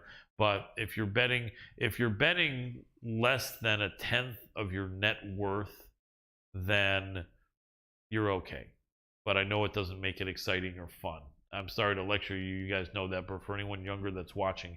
So in all honesty, I would say bet less than 1/10 of the money you have in your savings account, or I'd say bet a tenth or less of your paycheck on Mike Jackson here, because it won't hurt you that badly if you lose, and you probably will lose. You probably will. But although I might be coming across some extra cash where I might throw down 200 just to see if Mike Jackson makes me 1,400. Yeah, I mean, you could, and I know you, Adam, you're not a stupid guy, and I know that if you're going to bet 200, it's not going to interfere with you paying your bills. And that's it. I might be in a position. I might be. I don't know. Right. And so, but if you're not in that position, might be in a position to throw 2,000 at a dartboard too. I don't know. I'm not going to tell everybody my finances right now. For sure. Might not be able to. I'm just exactly. I mean, the bottom line is, it doesn't seem like Mike Jackson. It just seems like this fighting is an afterthought for him.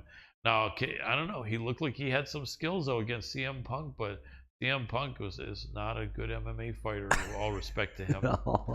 All respect. Yeah. So we've only got a few minutes left here, Colin. About 5 minutes. Okay, let's do our guy. Go back up, Bellator. Go back up to Bellator. Oh, it's Rafael Stotts. Rafael Stotts. He is a 2-1 favorite. I'm telling you, Juan Archuleta is a tough, gritty wrestler, but Rafael is the modern day MMA fighter. This guy is high-level wrestling. This guy is a high-level striker. This guy knows his submissions. He's such a cool, chill guy. I just think he's going to be too good for Juan Archuleta. I just think he's too balanced. And I think that fight after this, he's going to be the mandatory to fight his teammate, Sergio Pettis. That's going to be a shame to see the teammates fight each other. But Rafael Stotts is for real. There's actually a lot of great fights on this card. Stotts. They're the Stotts, they call him. Yeah, Patchy Mix is fighting. We've interviewed him before. He's the dog against Horiguchi. I think he's got a chance in that fight, although I might not bet it.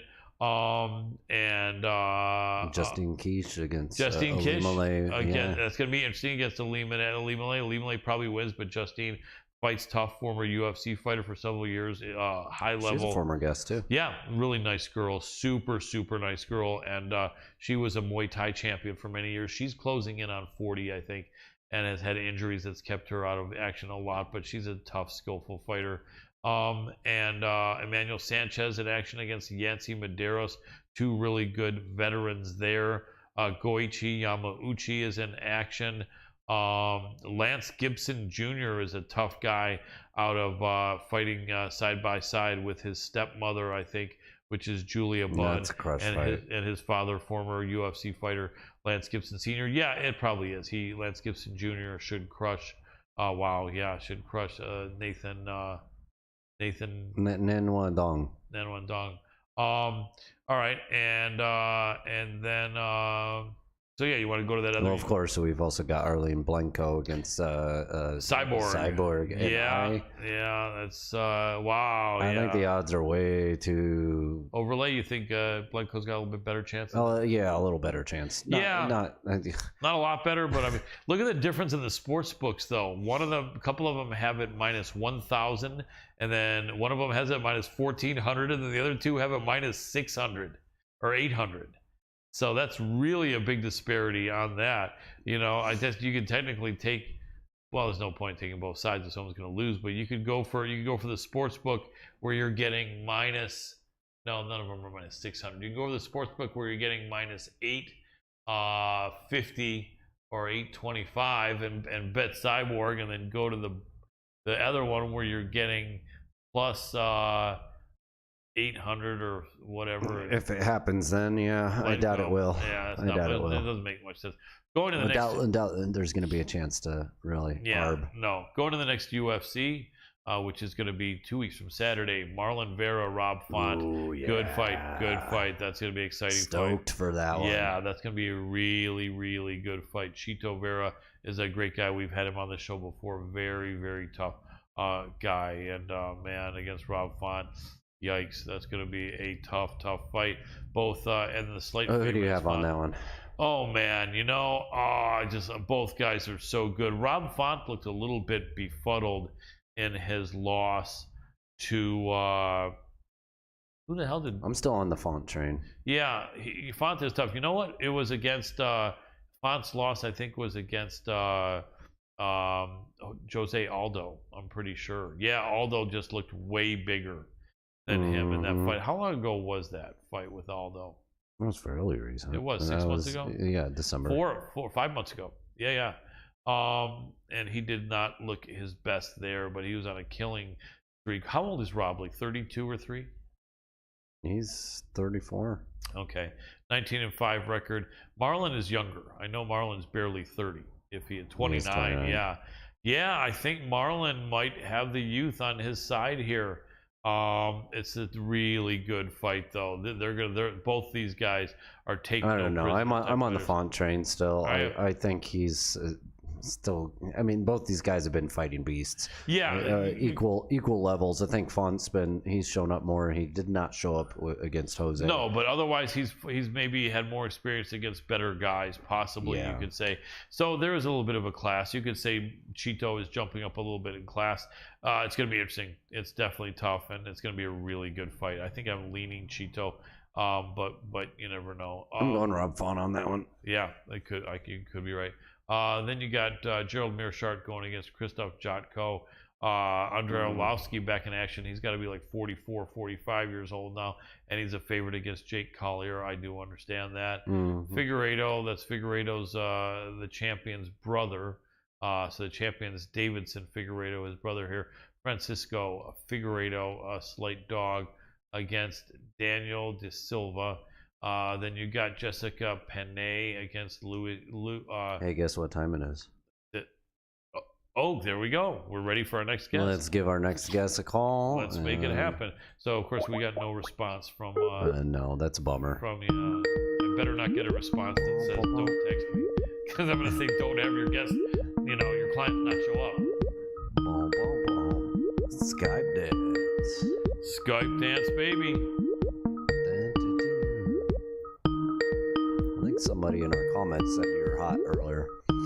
Oh man, that would be amazing. I don't think I've got a great comment like that. More like I'm a guy with a jacked up neck and back and who's old. But if I'm hot, damn man, I'll take that. Thank you. Might have been talking about Ton. That probably is who it was. Thank you though for setting me up for failure on that, Dr.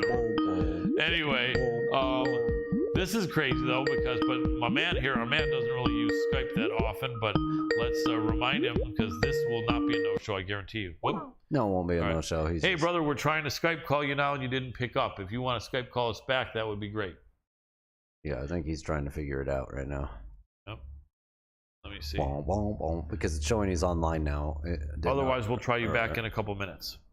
Yeah, no, he's definitely ready to come on and excited. Hit up our social media at MMA Power Hour. Also, if you are not on the Hannibal TV, make sure to head on over to the Hannibal TV on YouTube and Facebook. Make sure to subscribe, follow, like, comment, share.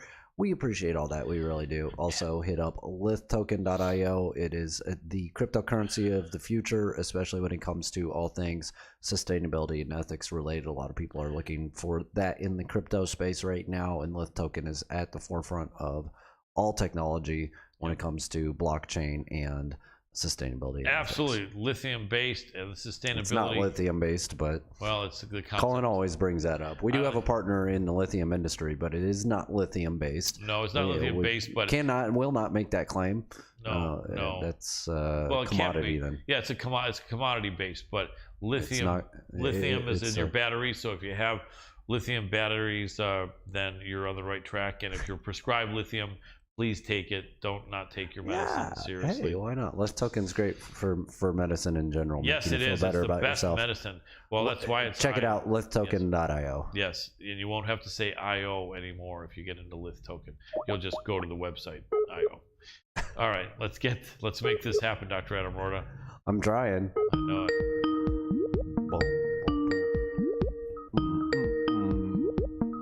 And we can pull up his file on our favorite reference base if you want. I'm over here punching my mic. That's it. You gotta punch it sometimes. Speed bag the mic. That's it, man. Tell you what. I'm just, let's do the Jens Pulver Skype dance. respect to him. He's an Iowa boy, right? Boom, boom, boom. So What's going on with this man here? yeah, we're not able to. He's not picking up. Yeah, we tried you again, but it looks like you're not picking up the Skype call. Da, da, da, da, da. Is this cursed show number 2? Well, we've had a lot lately for some reason, Colin. Yeah, I just, man, I'm so. I got the camera fixed. You did. That's the positive thing. The good thing is, at least I'm not freezing. What was the look I had the last when I was freezing? It was like this, right? Yeah, that was awesome. Yeah, I love that. Or another one that was more like this. Yeah, perfect. Yeah, I love those. Those are awesome. But yeah, so at least we don't have that. I need every bit of help I can get at this age to look good. And if a freeze frame on the screen is having me go like this, then that's unfortunate. But the good thing is Dr. Adam Roorda fixed it. Let's give him a couple minutes. And then I've actually got to go take care of some business otherwise, so Yes. we'll give him a couple more minutes here. Yes, that's a deal. Well, so I will be not be a deer in the headlights because you're about to jump out. Is that it for a minute, Doc? Or so should I not engage you in some more chat, or may I? No, you can for a little bit. I know. Okay. I'm saying we're about to call it a night. If he Oh, I see what you're doesn't show saying. I up. thought you had to go to the bathroom or something. So no, at least it's not that. Yeah, no, if we can't get him on here, but man, oh man. It's funny. I was thinking about like these people that try to do stuff to go viral. You remember there was an interview. Jim Rome, the sports I think guy? we have the show to go viral. All you have to do is tune in and listen to us complain when people don't show up, Yes. even though we've had. Yes, I mean that's the one thing is that like Jim Rome was known for really calling out people and really like fucking with his guests. I was going to point out this thing that happened like 25 years ago with LA Rams quarterback Jim Everett. Right. And there was a tennis player back in those days, a female tennis player, Chris Evert, and she was famous before him. And so Jim Rome started to call Jim Everett Chris. Interesting. And Jim Everett was not having it. He's like, yeah, no, I'm not. Don't play that. And then he said, don't call me Chris. No. And then he said, okay, Chris. And then I think Jim gave him one more chance and said, don't call me that one more time. I'm telling you. And then he said, okay, Chris. And then he fucking, I think, grabbed him and threw him off his chair, and it was a scuffle. And it's like, but that was like how Jim Rome got to be famous. He literally was like, I will fuck with you.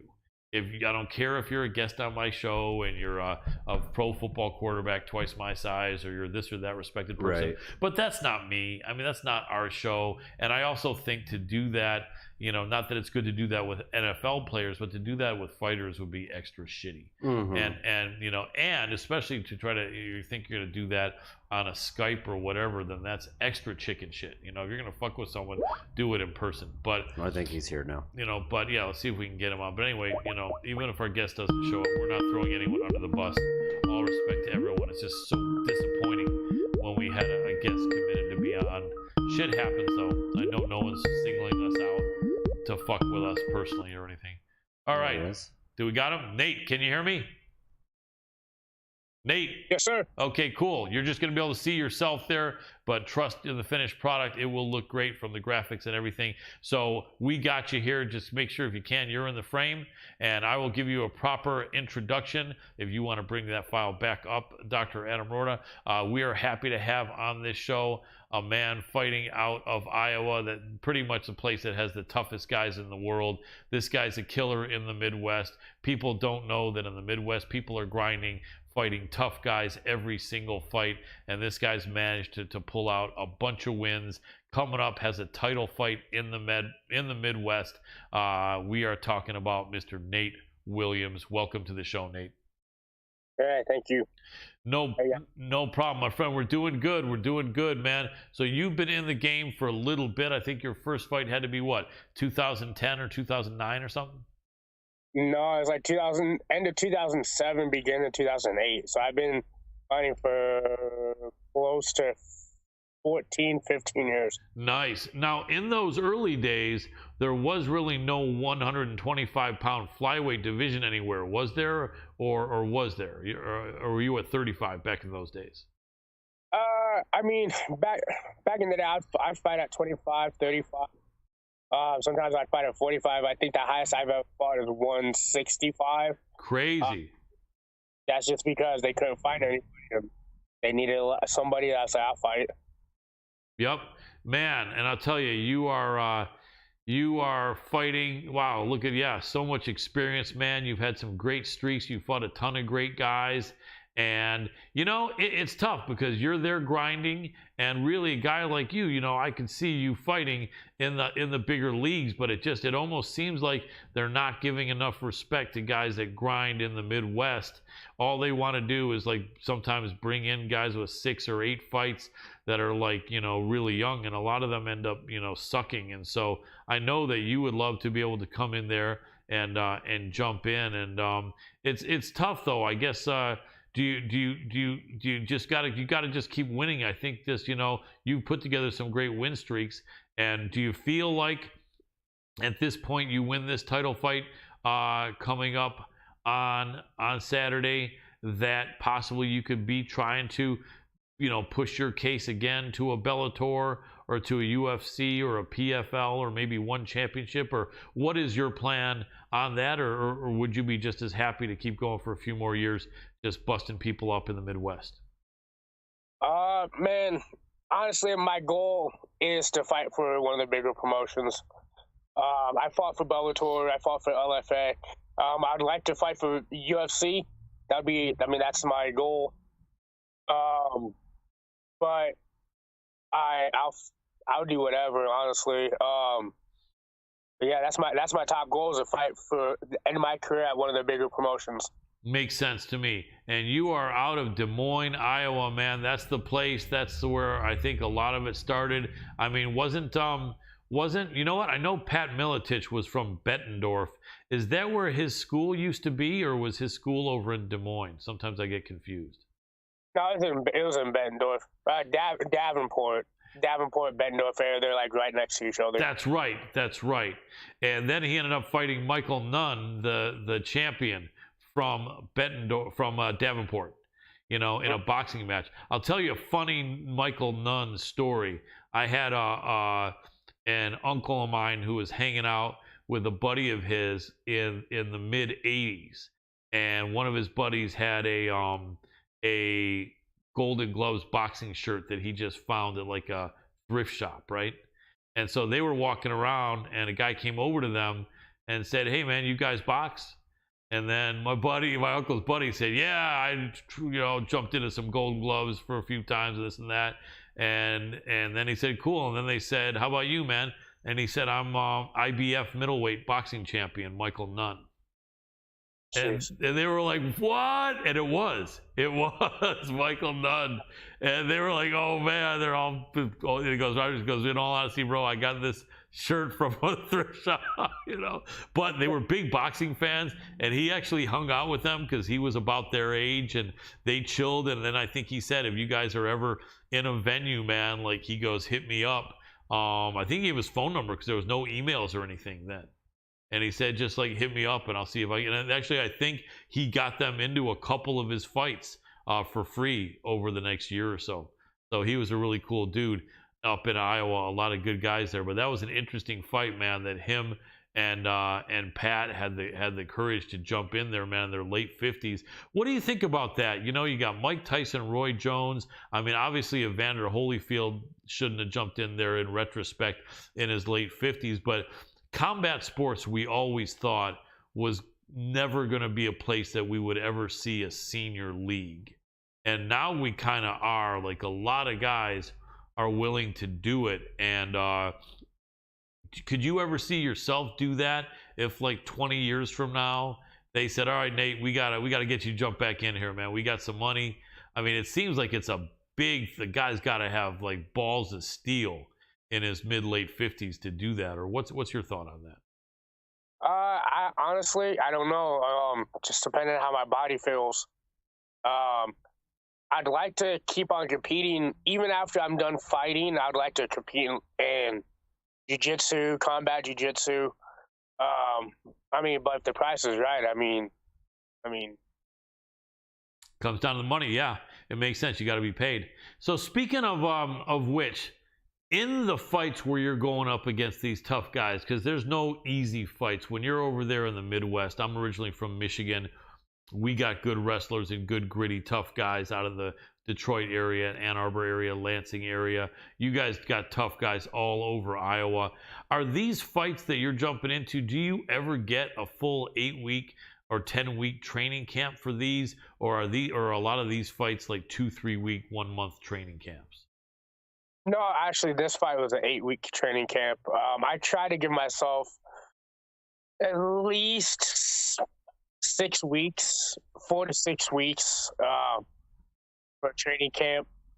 But I'm always in shape. I'm always in the gym. I always tell my guys, you need to stay ready. Nice. Absolutely. Stay ready. So, and I always pride myself on staying in shape, being always ready to take fights. I mean, I took an LFA fight on 2 weeks' notice. So, crazy. I mean, it is what it is. Absolutely. Big respect to you on that. Do you have a pass with some of these kind of big names from Iowa, guys like Jeremy Stevens or guys like Josh Neer and a bunch of these guys? Like, you know, there must be some guys that you kind of knew back in the day when you got in, and do you have any good stories of training with some of these Iowa guys that kind of still have some big names? When I first started, I used to train with Josh Neer at Des Moines MMA. I mean, at that time, we had Josh, we had Jeremy, LC Davis would come down every once in a while. Who else? How about Spencer Fisher, the King? Remember him? Yep, he came down a couple times. John Halverson, he was in the UFC a couple times. Who else? Jens Pulver, maybe?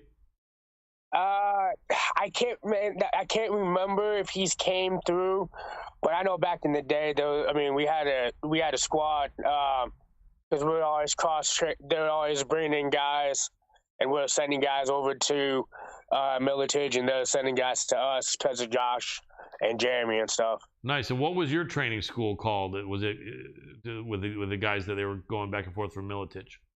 Oh, it was just Des Moines MMA. Des Moines MMA, excellent.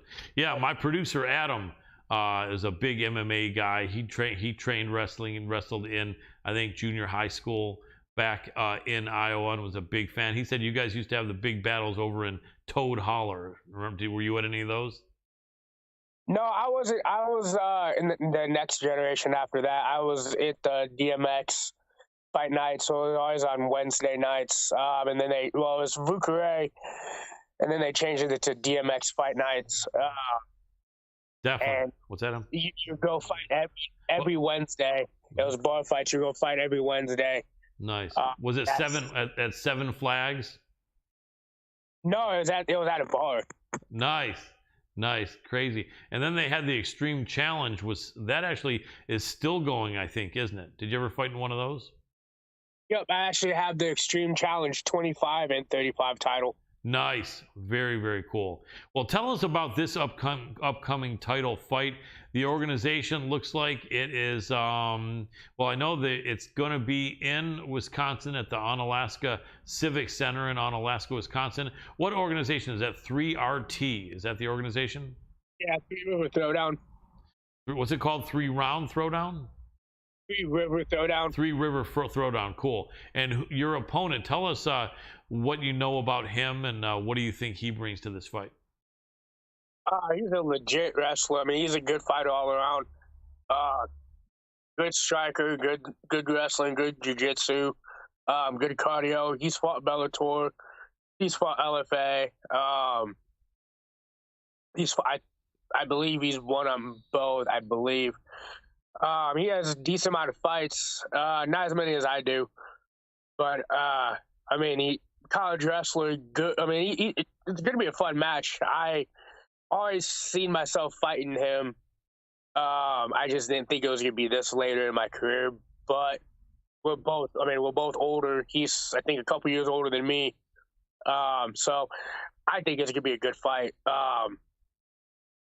It's Very gonna cool. be a hell of a fight, fast-paced fight. And is it going to be 5 rounds? Yeah. Nice. How many fights have you been in that were scheduled for 5, and how many fights have you been in that went all 5? Well, I have 16 pro titles. Awesome. I don't even know. I've had a bunch of fights that went all 5. I have fights I've ended in the first, in the third. I've ended fights before the all 5 rounds. Nice. Now, when you have all that 5-round experience, do you look at your opponent's record and see if they have it? And if they don't, does that give you any kind of an edge? And how does that apply to this opponent of yours?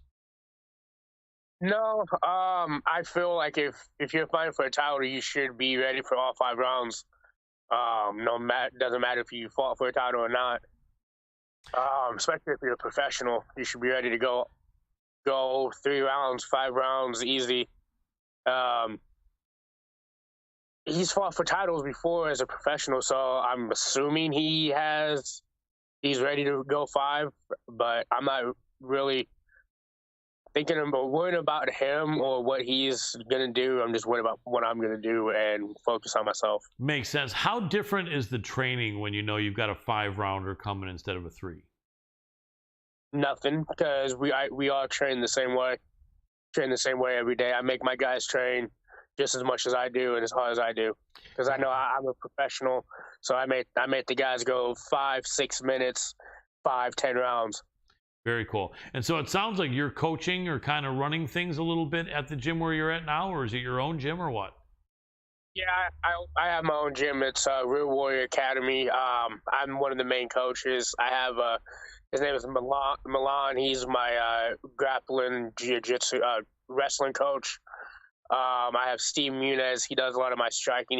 He's sick right now, so he's trying to get healthy. But we all chip in and do what we can. But I'm one of the main coaches. So I mean, it's fun because it also makes me have to break down techniques and break it down myself and apply it to my training. Absolutely. I firmly believe in the fact that you learn when you teach. We had James Krause on from Glory MMA. I'm sure you heard of him over in Missouri, right? And yeah, he's just mentioned that it just helped him so much, being coaching and being there in people's corners. And yeah, you know him over the Midwest over there in Missouri, of course, right?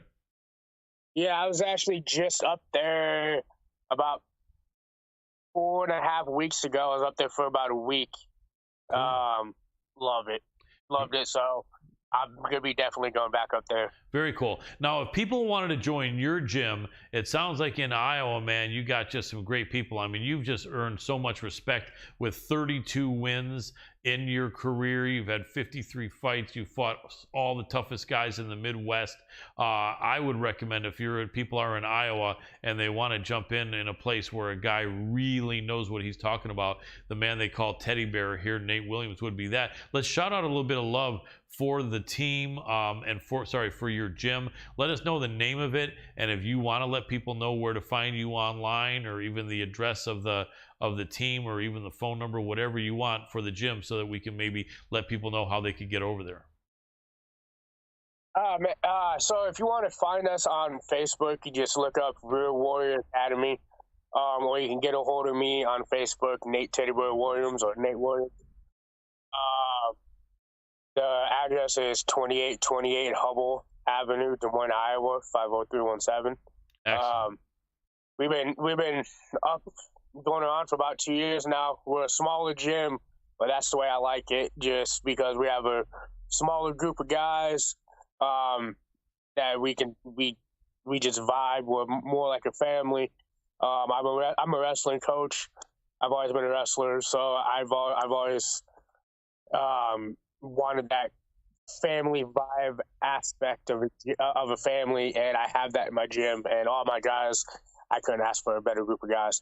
Excellent. Very, very cool. Well, we'll keep you for a few more minutes, about 5 more minutes, go over some things, but I wanted to shout that out. And I know you're in training and you are fighting this coming Saturday, man. I really appreciate you coming here with only a few days left. And the weight cut, 125, you fought at all kinds of different weight classes. 25 is about the lowest weight class I think you'll find, so there's nowhere for you to go lower than that. Is it still comfortable or is it pretty tough? I would imagine as years go by, you're not eating too much tasty stuff coming to make flyweight, huh? I'm actually, my weight's not too bad. I can make 25 pretty quick and easy if I need to, but 25 is my main weight. Very cool. So cool. Let me ask my producer, Dr. Adam Roorda, can you scroll up a little bit so I can see a little bit more info below that 3RT? Perfect. Stop. Perfect. Okay. And so your opponent, Lloyd McKinney, absolutely a lot of experience there too. That's going to be great. Other than watching that in person in Wisconsin, is that going to stream anywhere? And if so, where can people watch your fight in that great fight card coming up this Saturday? I don't think it's going to be streamed. It will be on YouTube a couple days afterwards. But if people want to find me on Facebook, I'm going to have people there, and I'm pretty sure they're going to go live on Facebook. Very cool. And if someone could get to Wisconsin or does live around there, can they get tickets from you directly? Or if not, how would they get tickets? NitroTickets.com. Look up Three River Throwdown. For April 23rd, and then if you scroll down to my name, click my name, referred by Nate Williams, and there you go. Awesome. In the last couple minutes we have you, Nate, I'll keep you like maybe 2 more minutes. Give me your thoughts as a guy who's grinded as much as you have and so much experience that you have. Who are some of the fighters that you think are the best of the best out there that are right now fighting in the UFC or Bellator? If you had to shout someone out that people should watch other than you, who would you shout out? Because right now everyone's walking around saying, oh man, I got these 8 guys I love and these other 8 guys are amazing. I don't know who's the best. I don't know who isn't. I don't know who's going to be the world champion. Can you shout out some of the guys that you think are the best, even if they're champions now, or even some guys that you think maybe could be coming close to getting like a UFC title or a Bellator title or something? Honestly, I think one of my favorite fighters is AJ McKee. He just fought a rematch with Pitbull. Yep. I believe he won that fight. That's just my opinion. But I think in the UFC, actually, it's a hometown guy, Luis Saldana. I went to high school with him, wrestled with him in high school. Good kid, loved the kid to death. And he just came out of nowhere. And he's doing pretty good in the UFC. And then Rick Glenn, he's an up and coming as well. He's been fighting the UFC for a while as well. Yeah, he had I think he drew with Grant Dawson, KG Dawson, out of James. That was amazing because people thought that Dawson was just going to wipe out Rick Glenn. I think the odds makers had it 5 or 6 to 1, but Glenn really showed up. He's a rugged, tough Iowa dude there. Absolutely. Jeremy Stevens jumping into the PFL in a few days. They got him a slight favorite against Clay Collard. Do you think Jeremy can do it? And if so, how?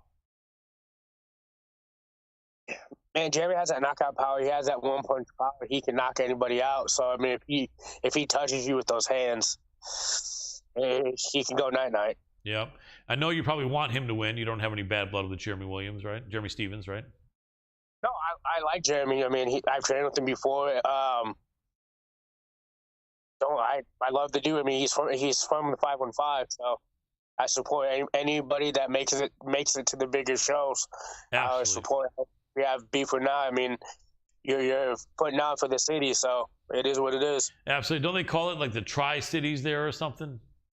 No, that's up in like the Cedar Rapids, Davenport area. Okay, that's the one where Militich probably is. Yeah, Pat's great. We had Pat on the show a couple weeks ago too. Awesome guy. Well, Nate Williams, man, I really think you're going to win this title fight, man. I'm going to be cheering for you. We stayed in touch for a while, man. I'd love to see you in the bigger shows. If I had any personal big contacts that I could talk anyone up, I would, man. Unfortunately, I don't on that. But just, man, keep winning and then keep reaching out. I think with the lighter weights, man, one championship might be something that could be open to you, that could pay you some good money to get over there to Singapore. I don't know that you want to do that, but keep your mind open, keep grinding, man. I love the fact that you're running the gym and you're killing it in Iowa, man. Big respect for you. You're a guy that fights the toughest guys in the Midwest every month, and you do a lot of winning, and you're a tough guy. Big respect, man. I want to thank you so much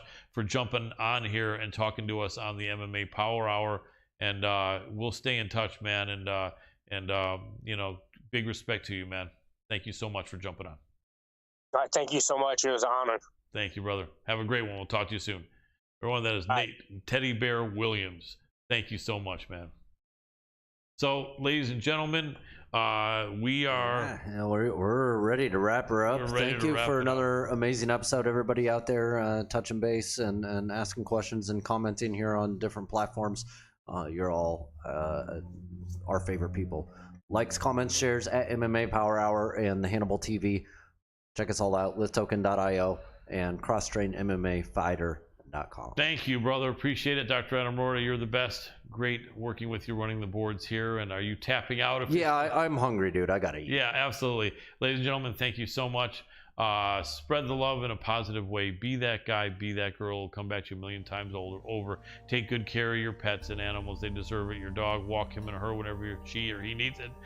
Keep your cat's litter box clean. Make sure they have fresh water and tasty food and medical care. They need it. And the love you get will be unconditional. Come back to you a million times. Big love from me, Colin Crandall, and for tonight, I am tapping out.